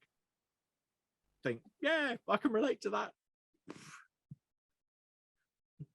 That is definitely minus agility because I hobble around like an old man at the minute. I mean, as long as it's that as opposed to the gut injury from Reservoir Dogs. Yeah. Yeah, that's a different, yeah, that's a whole other level up. That would be let's have a look. Probably torn abdomen. Ooh. Yeah, some of the further up the table you get, it becomes double-edged sword. It's kind of really good, but then really bad as well. I like my turn coming a little later because I have a time to kind of formulate what I'm going to do based on what everybody else is doing. Mm-hmm. Always a good tactic. Yeah, it's a good position to be in. It's like it's all the tactical thinking that where it's who's good to get off as soon as possible and who It didn't cut out at all while you guys were the whole first part of the game. Suddenly now it's cutting out. I don't want to switch to earphones. So this is what it was doing. This was the evil thing Matt was alluding to. It's going to attack us through the fourth wall. It's going to take over your technology. I rolled a 62. It affects my earphones. Well, it's that deaf feeling. You've got to have something to cover your ears. It has to do with the seat. Let's see. Ramp that up. Somebody say something. Something. Hey, something. Many things. Bernard is making yet another mid-episode costume change because it is getting too hot in this apartment for a coat. What I got from Chase was got him up, and then that's all I got. I wonder if it's volume active. And nothing now from any of it. Oh no, we can definitely hear him. Yeah, you can hear me, right? Yeah, it's my earphones. Fine. Does it make a sound when I'm talking a bit louder? Does it pick it up? Now it's quite clear, but we've established that it's the earbuds because the recording is perfect. Nothing's cutting out on the recording. Is there a difference when I'm talking more quietly versus when I'm talking loudly? Is there a and then it stopped. There is. I do hear from you a little bit of a clip when you talk a little louder. There's like an upper range of volume. No. Case. I think it might be on his when he hears a quieter sound. I think it cuts out for him. Yeah, but only just now. Like I say, the computer is recording it just fine. Very weird. If somebody's talking, I can't hear anything. You can't hear? Well, I did get hit in the face with a pew. So I'll just incorporate it into my character. You've got Bibles floating around your head. Yeah. Not like Tweety birds or stars, just Bibles. Little Jesus planes floating around. Help me, Jeebers. Oh, that's good. I hope all of those lovely wine bottles and whiskey or whatever bottles that we passed aren't getting blown up here during this battle. So you said there were bottles, there were jars, there were things down here on the shelves. There were bottles in the wine racks. most of which look like they've been there for quite a long time. So old wine bottles, some Oh, of which okay. fell to the ground as a result of the boom from the cannon. But not like jars and things like that. Just bottles. Not in that part. Just bottles. We all good? Yeah, I think so. Right. So we line up. Next one coming up is 7. So the first of your opponents. Indeed, that suit of armor does try and hop its way forward, and the one person that is immediately in front of it is Henrik. It's going to try and grab you. How would you like to react? I would like to jump back. Okay, you're going to try and dodge out the way, essentially. Or, I mean, what are my options? Could I like use the sledgehammer and kind of like push it back? Yeah. You could either use the sledgehammer to riposte the attack, so a bit like a parry. So you'd be using close combat in defense, or you could use agility to get further out of the way.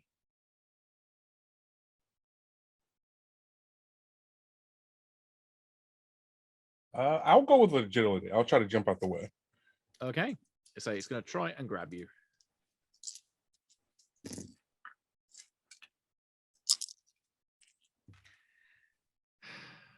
If only successes were 5s, I'd be fine. I have no successes either. Oh no, I've got a load of 5s, but I've got 1 6. If it had been 5s, I would have 1, 2. I'd have 5 successes in that case. But no, in which case this thing grabs you and lifts you up. Admittedly, it's very precarious, being that it's wobbling on its one leg, but it's trying to hop now back over to where the 12th empty section in that circle is. It's trying to sacrifice Henrik. No. Is there anything I can do in this situation? No. Mechanically? You can actually give me a force roll as well. And force is just physique? Physique and force. Well, I don't have any force, so it's just physique. Just physique for you then. Because I imagine if he's picking me up, but at the same time he's wobbling, just me jostling my own weight might be able to push him off. Let's talk to the dice and see what happens. Yeah, this is to see whether you're actually not just frozen in complete stillness while he holds you.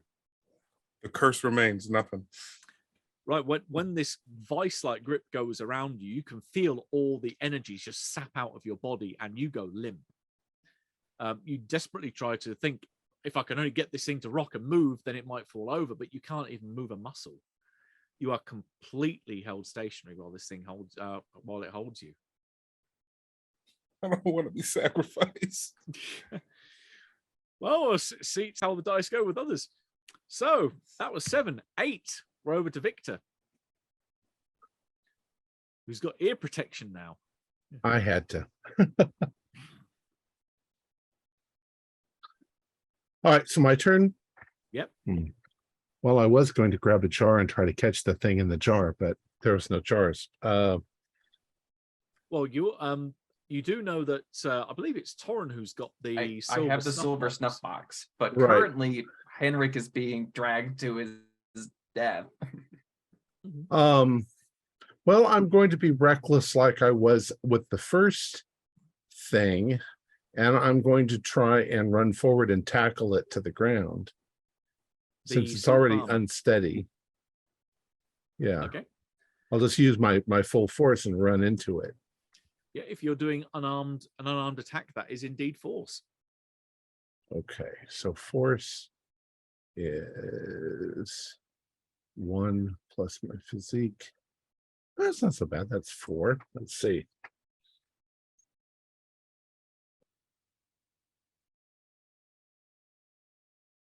Nope. Okay, you run forward. Maybe it's the conditions you've taken. Maybe you're still a little bit winded after this. You run forward and try to bounce off this thing. Yeah, I lose my hat. Even with just one leg, this thing seems to have a lot of weight that's still keeping it from falling and toppling from one side. You just bounce off it. Okay. Over to 9. So then Bernard. Okay, so this thing that is carrying Henrik, Bernard is going to try to shoot at it, being the first time he's ever shot a gun in his life, trying to not to hit Henrik. We talk about this if this is the first time. Can we talk about this real quick? All Henrik could do is just be like, You I vaguely can't remember move, which but- end the bullets come out of, yeah? All right, how do you shoot a gun? Range combat. Ranged combat. and precision. And you get a Okay. +2 bonus for the rifle. Okay.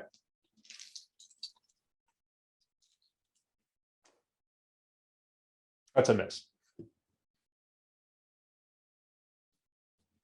I didn't hear that. Sorry. Miss. Oh, sorry, that's a miss. Oh, miss. Right. Okay. There's a bang, and the shot goes wild. Henrik, even though you're unable to move, you feel the air suction as this bullet rushes past you. And indeed, Father almost is not deafened, but definitely hears the bullet rush past between you and Henrik. That was a bit close for comfort. Yeah, I'm just like, what are you doing? Nice. Bernard's just shot, happy Bernard. Bernard's just happy that the recoil didn't make him drop it. He's still holding it. And then on 10, your fella on the ground, because he's now, say, down there, just kind of not writhes, but definitely he kind of tries to crawl towards that 12th section, the one where the suit of armor is hopping towards. So that's the end of the round because he can't do anything pretty much by being unbroken. Back to number 2. All right. There's this mad thing going on with everybody scrambling around suits of armor. Bernard, who doesn't know how to shoot a gun, is firing that way, so that's where I don't want to be. I am taking out Silver Snuff Box, and with Gustav in tow, I'm going after that thing. Okay. I want to try. You're going to try and clap it around the thing over his shoulder. Give me a. This will be close combat. Okay.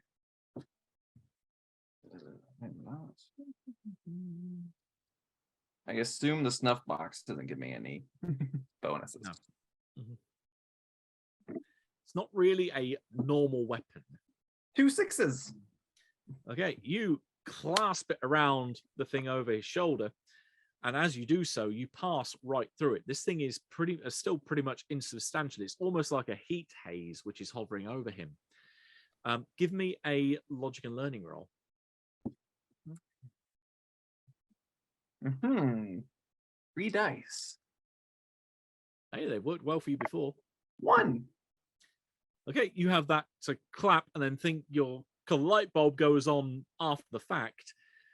This thing is still tied to the man in front of you. Oh. Until it's detached, you can't, it's not physical, you can't make it manifest and get it in the box.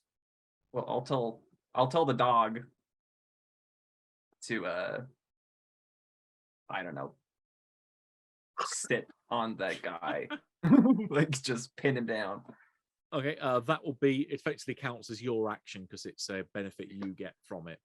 So that can be your action. Is the dog will go for it next round. So next is 4. So that's Soren. Okay, so since this knight with one leg can't be going too fast, I walk. I'm not going to run because I don't want to slip or anything. I want to purposefully, quickly walk up to it and not getting within arm's reach, but like I'm 4 feet away from it. I just point right down at its thigh and blast its freaking leg off. Okay, it won't get a fast action to try and dodge because I'm plugging my anything. ears. Give me range combat. Okay, come on. I'm hoping it should just need a 1 second. Please. Oh, bunny rabbits. Ugh. Okay, wait. I can push this, right? You can take a physical condition and re-roll every dice that did not roll a 6. That's all of them. And you said Sounded like one, the case. and ones don't mean anything, right? Correct. Thank God. Sorry about that. Here we go. Oh my gosh, again, not a single, I'm 4 feet away from it. Okay. Apparently it's just hopping either way where your bullet goes. Hope the bullets don't ricochet and hit me while I'm laying on the floor next to it. So I take a mental or a physical condition? You take a condition related to the type of roll that you're making. So for range combat is precision, so it's a physical condition. So I'm exhausted now. Yeah, I mean, like the effort of lining up that shot when you thought that should have been easy is evidently too kind of overpowering for you. I'm sorry. I really thought I could help. It's the curse of dice. I mean, they hate you as much as they hate me. That was 4. So next up is 6, which is Henrik, who is frozen in place. You can give me another force roll to see if you can try and break out of this thing. I will do so. Pull up my sheet. I believe.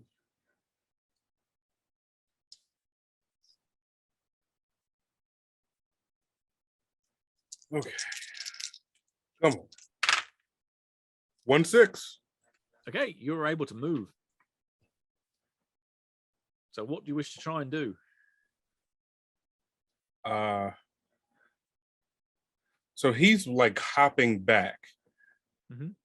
I would like to time, like when he hops up, at that point, I want to shift my rate to the right very fast to try to make him fall. That works. Okay, give me an agility roll. See if you can knock you and the thing to the floor. Okay.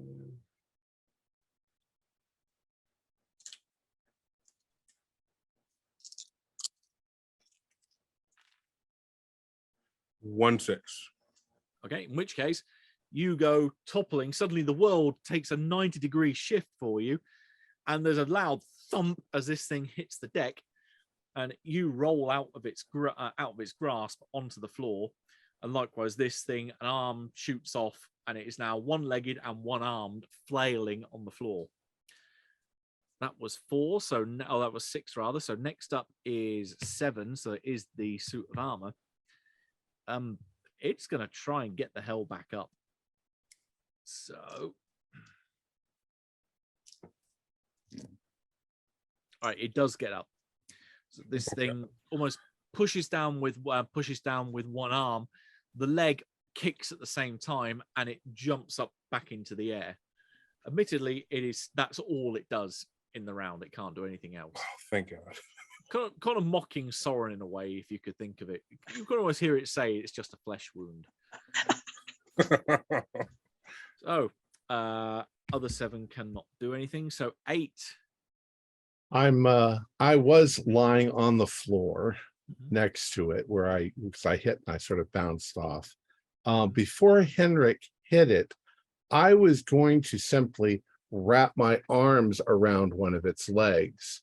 Now that it's popped itself back up, that's exactly what I'm going to do. I'm going to wrap an arm around it so that it has to drag me if it's going to do it. But at least it's in a position where you guys could be able to knock it over or throw it off balance really easily.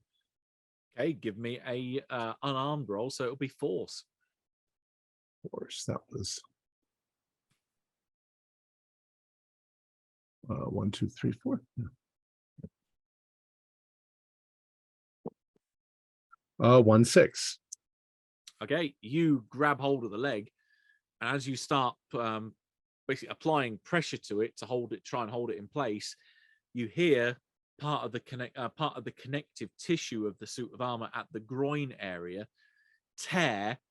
The leg is still stood upright. The rest of the suit falls down to the ground with just the one arm flailing. So this thing is almost completely taken to bits now. It's basically one arm that's trying to claw itself across the floor. Hit the wizard, I yell. 9 is the wizard's been very hit. Okay, so father says to hit the wizard. So he doesn't know how to reload his gun, so he just drops it and he pulls out the sidearm thing, and he makes a shot. Is that also 5? We all roll out of the way. As I'm standing there with my dog, as Bernard is like shooting at the guy on the ground. Oh God! Please no. That Not one like is a this. hit. There's a 6 in there. Right. How would you wish to put some color on your coup de grace? So how do you wish to end him? So he just fumbles in his coat. He fumbles in his coat and he pulls it out. And he's a shivering hand. And when he closes his eyes and shoots when he feels like he's at the right spot, and then he actually drops this one due to the ricochet, and he scatters across the ground. Right. So the bullet enters him. There's a red spray that comes out behind him, and the last breath this figure takes on the floor, which you presume is Branson the occultist, his eyes roll back in his head. He gasps out his last breath and slumps to the floor. At which point, the thing, this heat haze over his shoulder, solidifies and becomes fully manifest. Can everyone give me a fear check, please? Oh, well, how do you do the fear again? Logic or empathy? Your choice of logic or empathy. You get +1 up to a maximum of +3 for other members of the society that are with you. So you get the 3 because you've got 4 other people with you.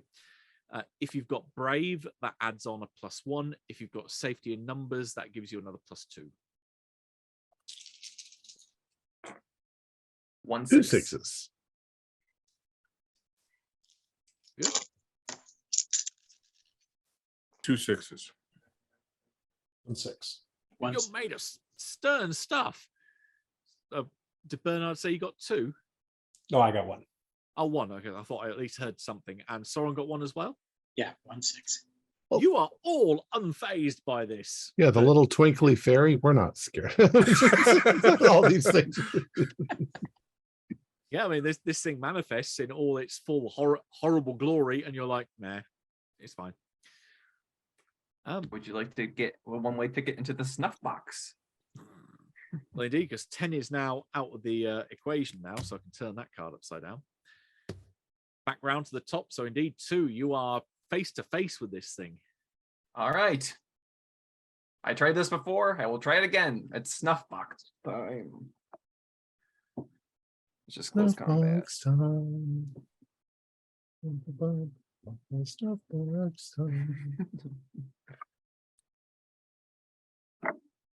Ooh, no 6s. Do you want to push it?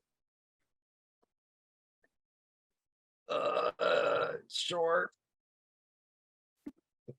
Still nothing. Oh. Right. Well, you pick up the extra condition then from doing the re-roll. But otherwise, yeah, this thing is darting around, and you just. I'm now exhausted as I'm like, it's quick. It is. I'm too injured for this shit. It is pretty damn quick. So quick indeed. We're over to Soren on 4. What do you do? So the suit of armor it's completely nullified. Well, looking at it, it looks like it was trying to move across the floor, but with one arm, with the one remaining arm, it essentially had one condition left before you would completely destroy it. But as soon as Franson was killed, all life went out of it. Got it. Okay, so the only thing here that seems to be standing against us then is the fairy. And the Spurtus, yeah. Yeah. And these have no effect on it. Well, right? It looks like it's become solid now.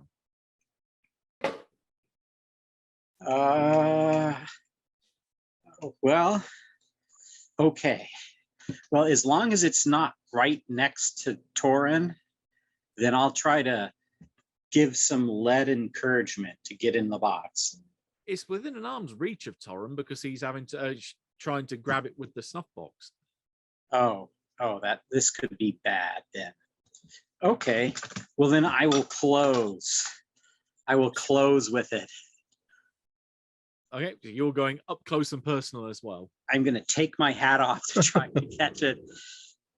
So we'll swing and try to scoop it in. Okay, you're trying to scoop it with your hat. Yeah, give me that'd be an agility roll, I'd say. Agility. Oh darn, not my combat.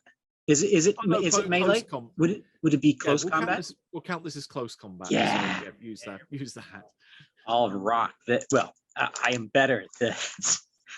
Don't want to be too.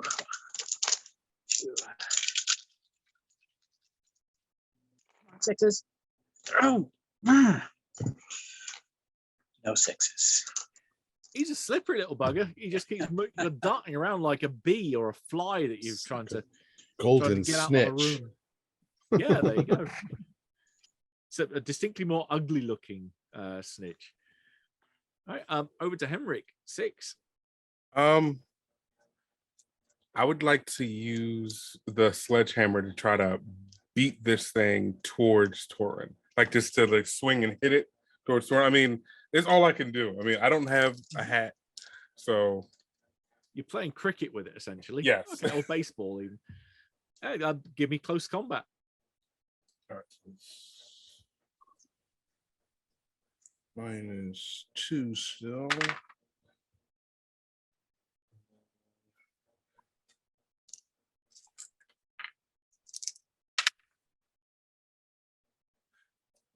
Nothing. Could I try to push that? You can. It's just you'll obviously take the physical condition as a result. What's the math on this?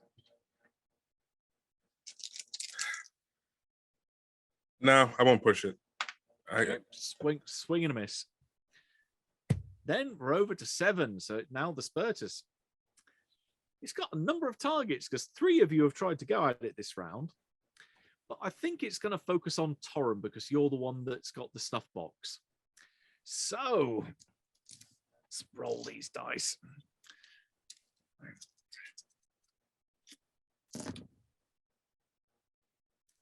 Good. 1, 2. You can give me a force roll in response to this. I do not like that. I do not have. Ooh, I have been so weakened. 1, 6. 2 dice. Well, 1 is good. One removes one of the 2 successes that I got. Oh. So your arm goes up in flames. Oh shit. Yeah, it could have been worse. It could have been pretty much your whole torso. So how this works, you will need to make an agility roll at the beginning of the next turn. Yeah, because it's the size dictates how many successes you need as well. Where's the table when you need it? Yep. So you take 1 damage now. You'll take another. Oh, that puts you broken. Yep. Right. Give me that D66 roll. 61. Ooh. We have an insight potentially. Roll me another D6. 3. Okay, you've got a fair while. To everyone else, you fall unconscious. You are in a coma. However, this grants you prophetic visions. Your investigation gets a +3 bonus for the remainder of the scenario, which potentially you can turn that into a permanent insight in the recovery set and the recovery rules that we do at the end of the scenario. Cool. Someone finally got an insight. The first person when I've been running this. If we make it to the end of the scenario. Oh, yeah. Just grab the stuff box, catch the damn thing. Yep, that does mean that you are going to lose a handhold on your box. Yep. So that falls to the floor next to you. Falls next to the person who's next. There you go. Indeed, that will be Soren. So indeed, it falls next to you. Okay, so all right. Okay, hat. I'm just gonna. Oh, the heck, the helmet. Maybe that'll work better. So I'll grab it. This is gonna work. It's got We're holes just in gonna, it. oh, well, no, it's not gonna get out of those little things. I'll run, try to just right there, do the same thing, only this time with a sturdy helmet. Nothing can go wrong. Famous last words. Maybe. Yes, yes. Oh, 1 6 and 1 die rolled off. Could I re-roll that die that rolled off the table? Uh-oh. I'd say yes. Hello? It's also. Oh. There you go. Yeah, you were in such a enthusiastic response that you were getting all blurred out on us. Yeah. So, yeah, one. I got a 6. Mhm. Right. Yeah. You catch this thing somewhat unaware, and it's like catching a bee in a bucket. So it's now you can hear it buzzing around in there, bouncing around. So yeah, I just tackle it right to the ground, and I'll just lay on top of it and yell out for the closest person, "Get that snuff box over here!" Well, the next person is Henrik, and he is pretty much right beside you. So I will grab that snuff box and try to get this thing in it. Okay, so Soren will have to lift the helmet back up. It looks like he's frozen as well. Oh yeah, it does. He said nothing could go wrong. Yeah, Those are the worst words you can say. What's happening is all this. It's just grit and determination of laying on that helmet, making sure it doesn't move. All there this, we go. all this electronic back. interference is actually the curse being lifted. Yeah. We're Yeah. seeing the physical manifestation of it. I actually foresaw this coming in my Yeah. dream. he's back. So right, Soren can use your fast action to lift the helmet while Henrik goes in for the kill with the stuff box. So yeah, Henrik can give me a close combat roll.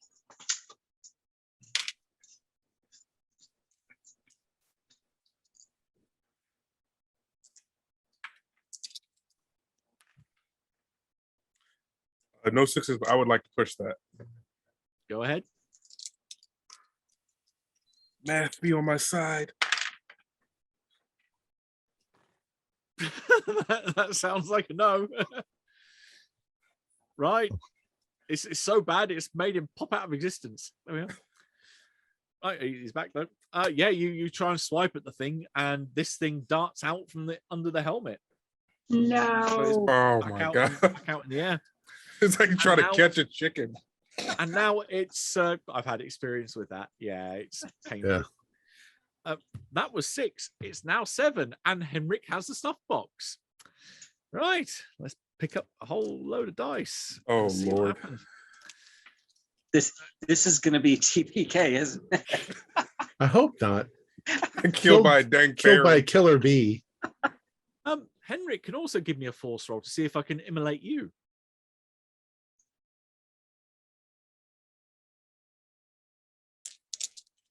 Remember that your conditions will take off this roll as it is a physical roll. So I guess that'll only be one dice. Yeah, your physical conditions Yeah. take off on a 1-for-1. So, It is a 6. all right. In which case, you negate my one single 6 of 12 dice. One single fucking 6. Thank you, dice gods, for your benevolence. Yeah, that there is a flare that goes up on your arm, and it's just a flash of light. You feel a brief wave of heat come over you, but nothing catches fire. My voice still goes up an octave. And then it's over to the priest.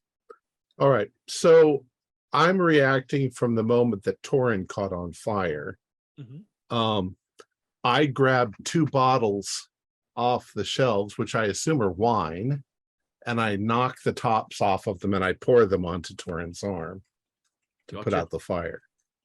Right. Wine's not mechanic- flammable. No, there is that. Mechanically, it is an agility roll to make sure that you can cover the whole area so it doesn't spread. Okay. So let's see. That's where's agility? It's physique. Oh, it's 3. 1 6. And that is all you need for a level 1 flame. So Torin is put out, still unconscious. That's what I use, Mike. Yep, you douse the fire, so he's now out. And then 9, so that would be Bernard. He's so proud of his success with the gun that he's not. While we're not quite sure if it does anything, he's going to try to take a shot at it. Okay, yeah, it's buzzing This around. thing? So Is it Just, is it the same amount of dice or much less? it's mechanically the same amount of dice. Okay, got it. Just maybe you don't close your eyes and shoot this time. That's another success. Okay, you go bang, and there's definitely a ting as you hear the bullet hits this thing and ricochets off it. All right. It does wobble in the air as it's evidently the force has hit it, but you don't know if it's done any damage or not. Damn. You go straight to expert shot. It's Annie Oakley. Yeah. Right. 2, Torrin. You're having dreams or having visions. We shall fill you in on what those visions are, maybe at a later point. But yeah, you are seeing some stuff. Next up, Soren, 4. Okay. Yeah, this right. thing got out from under your helmet and is now being shot at above you. All right. Okay. So let's see. Is it like way high above me, or is it like just Within arm's reach? Okay. All right. Okay. So maybe top hat didn't do it. The helmet did though. Okay. So we'll try both. Ah. Again, give me close combat. All right. Here we go. Come on, dice. Don't fail me. Hey, and that's right. And 1s don't mean anything. So I got a 6. Right, you have it back under your helmet. Yes. Okay, and then I just tackle it down to the floor again. Okay, I got it. Now maybe a better plan. Maybe can we slip something under this? Help! Who's closest to me that's not in a coma? The shield.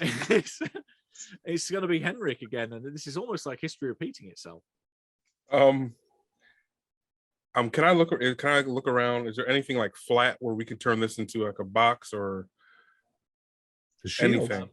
Looking Oh, yeah. around you, yeah, the shield is slightly curved. Yeah. But close. But the shield is slightly curved, Yeah. but we can angle it so there's only one way out and put the snuff box there and gives a better shot. It'll go Okay. good. In which case, I will count this as close combat, but give you a bonus for the shield as effectively a tool. So I'll give you an additional +1 on that. Okay.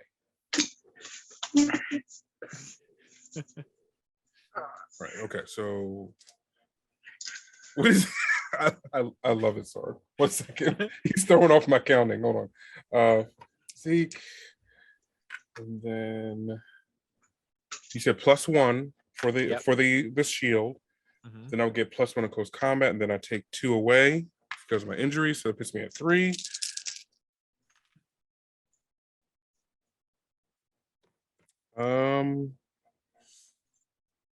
So what happened was I can't push this again, right? You can only push like You can push once, but you haven't pushed yet because this is a separate right. roll. I will try to push this. Okay, you pick up your 3rd condition. This won't take off this roll, but will take off subsequent rolls. I'm a good man. Come on. 1-6. Thank you, Jesus. In which case, there is a darting back and forth. For a second, this thing zooms out of the one gap you've left for it. You bring the front of the snuff box up to its face, and then it goes ramming into the back of it. You slam the lid shut, and you can feel the force of this thing writhing around inside, and slowly subdues. And within a few seconds, you've got this occasionally twitching box in your hand with the lid firmly shut. I just slump over, exhausted. I'm just like on the ground, looking up, breathing hard, thinking about my life decisions and how I actually got here. Yes, we need to take that back and to put it in a block of cement and say, do not open the block of cement. A think block I of cement staggered it gilded with in my iron. shot. Right, and around you then, as you're kind of discussing, yeah, we're going to encase this thing in as much concrete as we can. You have 10 people, 11 people around you, because Franson being dead on the floor, are slowly, groggily, you can hear them moan and start to move and twitch. And as they start to move, the suits of armor that they are held in give way and they collapse down onto the floor. So there's kind of a moan and then an ow as they hit the deck. As you have 10 people around you that are slowly coming to realization of where they are. These are the remaining 4 members of the society that were present as part of the resident members. The visitors from Arebo that came to examine and find out what had happened to them. Ivan is here as well, and the other 3 missing kids from the area that had come over the years. And none of them have aged. No, because it looks, none of them, even the ones that were the members of the society from previous here, they look exactly as far as your research would tell, no time has passed for them. Putting your heads together, one of the things, you know, Spiritus can do is they can, as mentioned previously, they grant magic to people. Franson, as an occultist, may have learned how to perform trollcraft, because that's how you can also animate inanimate objects into, like the suits of armor, into weapons. Trollcraft can also play around with space and time. It's quite possible that what he had done, because he didn't look like he'd aged either, is that through the Spiritus, he had made this area downstairs, the flow of time, slow down to a crawl. So that for him, a few seconds may have passed, but out in the outside world, 20 years, 18, 20 years had passed. All right. I think we need to lead the children out. I'm going to wonder if the house no longer is bizarre or magical. Be careful. It might still be booby-trapped. However, if we can get the children out, the rest of these ladies and gentlemen, we need to explain what has happened to them and how many years have passed. Indeed, this is where we go into a bit of a montage sequence then. So we don't have to role play our way through that. I imagine someone is going to tend to Torrin and check him over to make sure they're okay, and that will wake you up, minus your broken condition, but you still remain covered in wine. I have seen things you people wouldn't believe. Yeah, in fact, your visions that you can recount, you recall seeing that your visions focused in on that well that was out on the outskirts of the property. That stood over the well. There were two trees, one either side of it. Their branches leaning over the well, and seemingly like they were blowing in the wind, but the wind shouldn't blow from both directions and make it look like their branches are almost like intertwined and tangling and trying to beat each other off, almost like the 2 trees were fighting over the top of this well, and that this well just goes down into void, into darkness, and that it's illimitable down there. But somewhere way down in that dark, there is not just not like a well, not just water down there, but a whole stream, almost like a geyser of water that's down there. And that's the point when you are then waking up to the smell of wine in your nostrils. And wine in his nostrils. Merlot. Merlot. Disgusting. Well, I wasn't going to sacrifice Cabernet Sauvignon.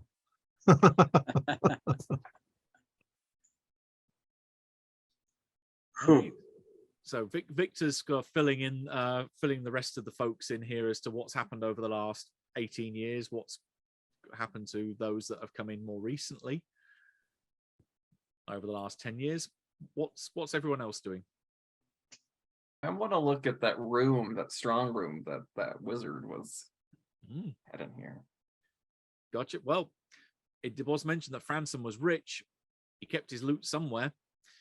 You spin the big wheel on the vault door, and this is indeed the equivalent of a treasure chamber upgrade for a castle or for a chapter house. You have a lot of money in there.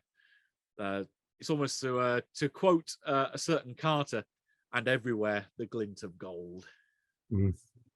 However, we do have 4 of the previous members of this place. They might, from their perspective, this place is still their place of power. They don't know that all of this has taken place. Until we explain it to them. And then say, It's our treasure now, because we're keeping their canon at the very least. we risked life and limb to be. You've been in here for how long? 80 years? 18 years, yeah. 18 years.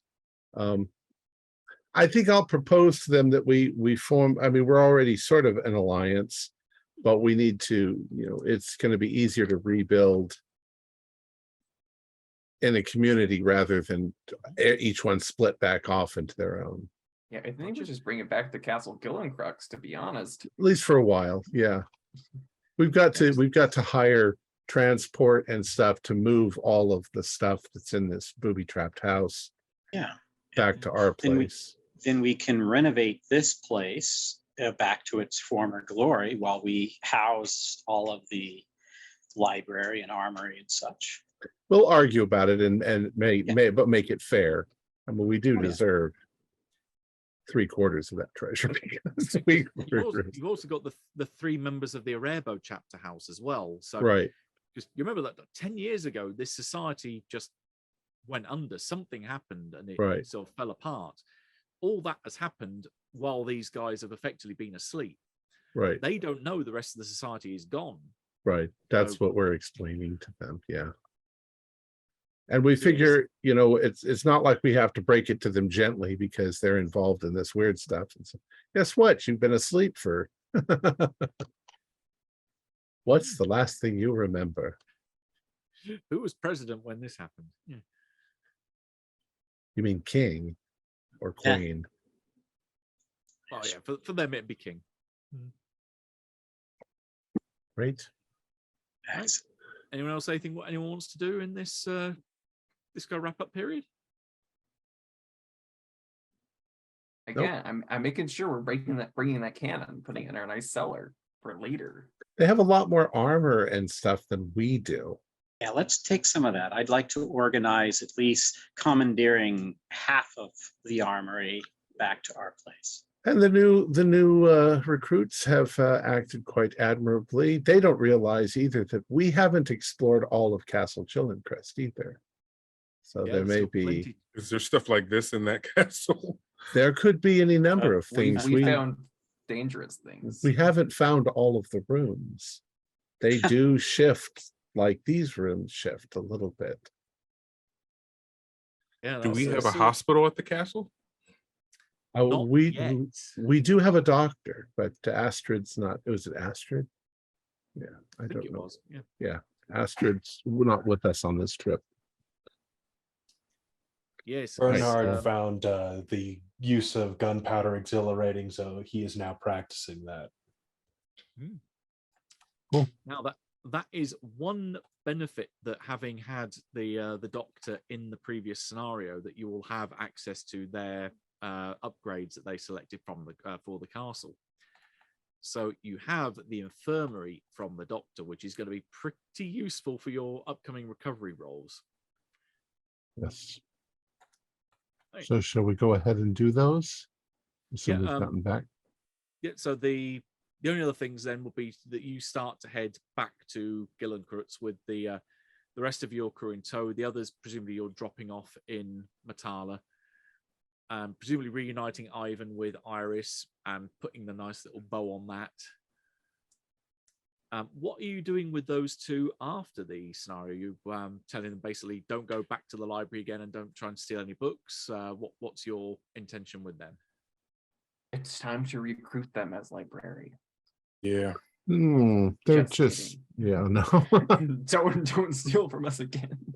We'll be stern with them. We'll tell them, look, if you can pull together a list of the things that you sold, we would like that list. We would like to try and recover those items. Stop breaking into people's houses and stealing their stuff. Yeah, they can try to put together mentally a list of who they've sold to, because they sold them to booksellers who were mainly not going to question where these things came from. That was Right. freaky for a moment. It was just suddenly a person over Henrik's shoulder, and then they're gone. Very ghostly moment. But yeah, you have a list of booksellers that Iris was selling books to. Okay. I would like to speak with the police constable because, you know, originally I was only supposed to find like closure for some of these families, but I actually found the people. Mhm. So that could be useful just for like public relations if we ever have to come back to these parts ever again. Yeah, this will definitely count as definitely a valuable contact, which will help get you development points or XP later on. So you can cash that in. We also tell them that the property is still off limits. Do not go to the property. Agreed. We don't have any idea what dangers still lurk there. Do we have a Speaking sense? of which, Oh, go okay. on. Oh, do we have a sense, like Ivan and like the two that were stealing the books and selling them? Do we have a sense like they were desperate for money, or was this like they were okay with money? They just wanted to greedily get lots more. I'm thinking if they were desperate for money, we might offer them a job. I mean, we might, you know, to keep them from thinking about doing that again. If they are like desperate for money, we could hire them on to do simpler stuff at a fair wage. You know, they could have a decent life. Do we get a sense of that? Well, they were effectively a working class family that were living hand to mouth. So basically their disposable income was coming in through the stealing and selling on of these books, which they were then trying to build up enough of a fund for to help them move out of Matala and take Ivan's mother with them, so that she could see the country before she lost her sight completely. So they have an amount of money built up, but now they're effectively either going to be eating into that or still living hand to mouth with either the meager normal income that they've got. Well, we could hire them to manicure the grounds. Yeah, precisely. I was just thinking just that, very similarly.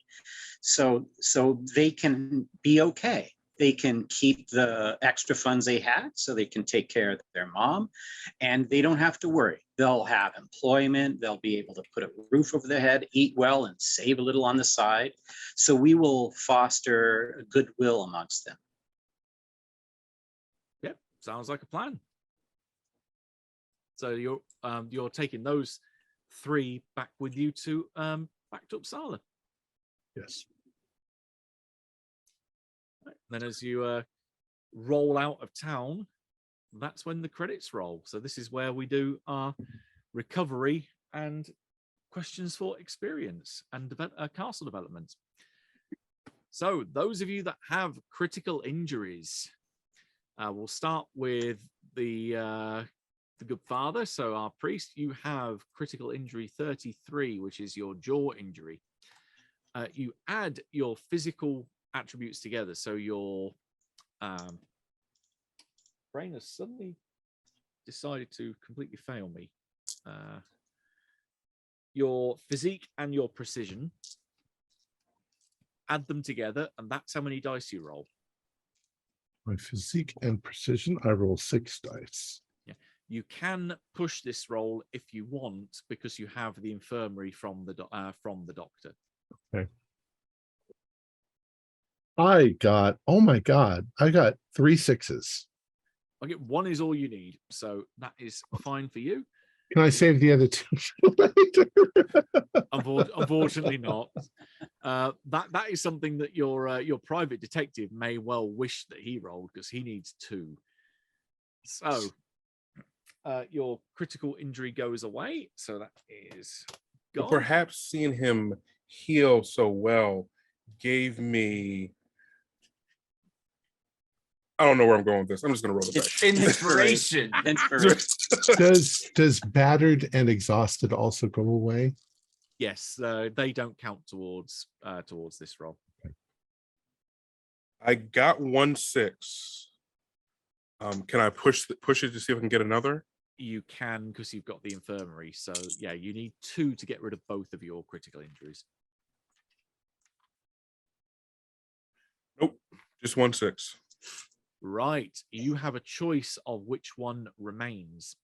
So mechanically, you have 43, which is a dirty wound, which yeah, because the time limit's being stopped on that. So that sepsis, which means that you are going to be suffering -1 force while that condition comes into effect, maybe later in a future scenario, or you have 24, which is the injured arm, so that is -1 on ranged combat. So which of those 2 problems would you like to get rid of? I feel like mechanically I would want the arm to go away, but story-wise, I feel like sepsis is a serious condition, and that needs to be handled first. Okay, so you are getting rid of 43. So you remain with your crooked arm. So that is going to be permanently going forward. Okay, first time also that we've had a permanent condition to hit the table. Nice. Torren, you're up. You've got one critical injury to well, in this case it's an insight. You get the choice if you get the success whether you keep it or lose it. Okay. That's 2 6s. Do you want to keep your your prophetic visions, or do you want to ditch it? Well, it's not every day that a weird magical creature that drags people to hell lights your arm on fire and you get prophetic vision. So I think I'm going to keep it. Bet you knew you were going to say that. I did. I foresaw this. After the trees and the well and the spring, I saw that I would continue having prophetic vision. Right. And that's all of our conditions critical injuries taken care of. So you retain that insight. And then I've got a series of questions to put to you for experience. So, first up, this is where I always bookmark these sections and then can never find them again when I want them. Right, questions for experience points. For every one that you answer a yes to, you get an experience. When you get 5 of these, you can then cash them in for an advance. Advances can be you select more talents, or you can add 1 to an existing skill, up to a maximum of 5. That's when they stop. You can't increase characteristics. They're stuck as they are.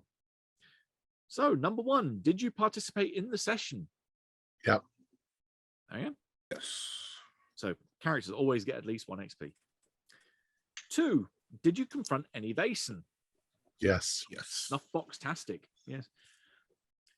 Did you identify a previously unknown Vaesen? I don't think anyone here had met Aspertus before.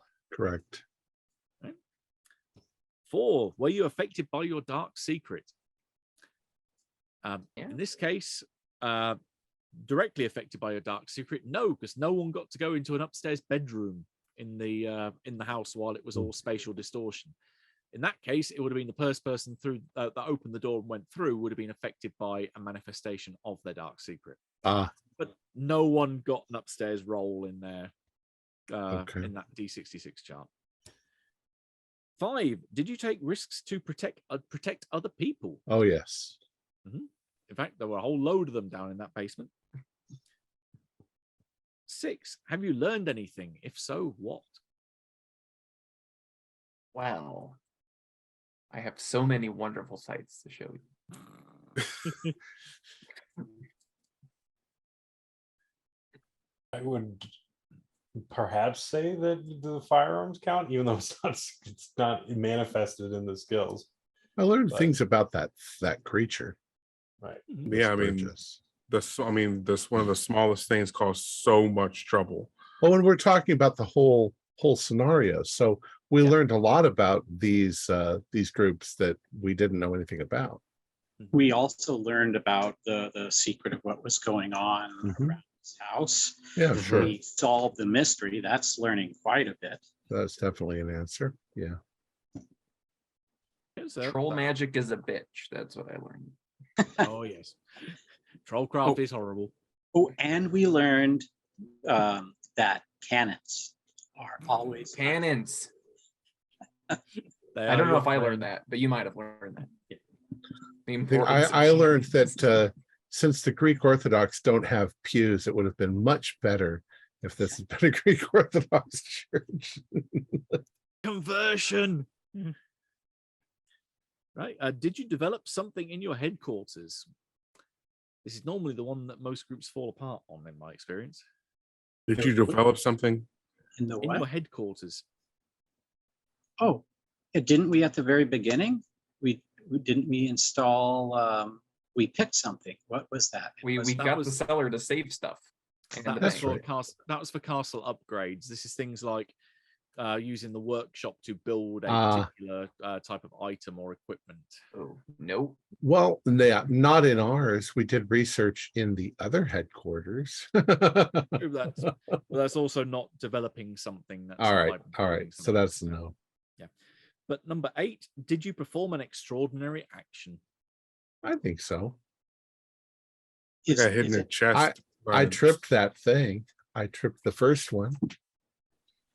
And grabbing a Spiritus with a I- snuff box. Yeah. I did that. I saved Victor by shooting a cannon through a door. Uh-huh. Hey, Right. hold on. Artillery support. Cannon to pew. Yeah. I shot the wizard. You did indeed, especially doing it with your eyes closed.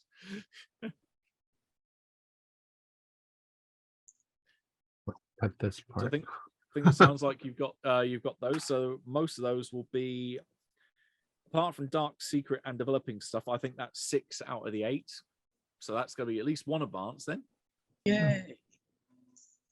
And then we can do choosing which things you want after we finish recording. Then we are on to development points for the castle. And thinking of the castle and upgrades that you've got, think of the items that you have got in the course of this scenario so far, like the cannon, for example. You have a cellar vault where you can store one up to 3 items that you have gathered from this scenario. So I'm guessing the cannon is going to be one of the things you put in your vault when you get Yes. home. Snuff box think number 2. the snuff box needs to go in a very, very secure. Maybe, like you Keep said, it- an iron box in the concrete block. Give it to the fairies. Now, How many slots do we have for that? 3. you've got 3, but there are certain things that you can put in and certain things you can't. I am thinking that with the snuff box, you don't actually have the thing you want there for that. Because it's going to be one of the occult ones that you want.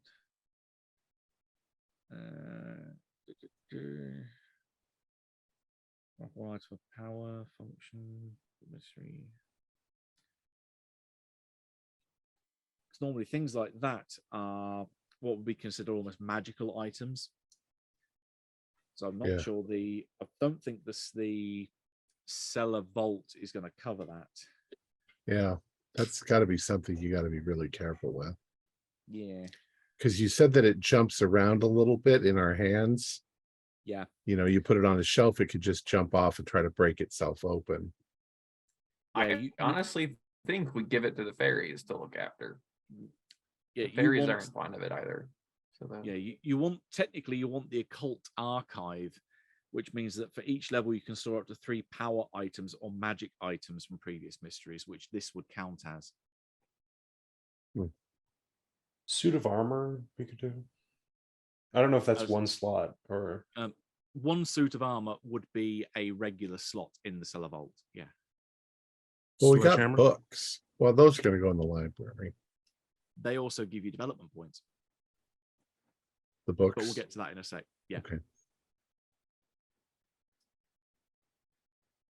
Yeah, to get the occult archive, you need to have either an occultist in the group or the occult temple.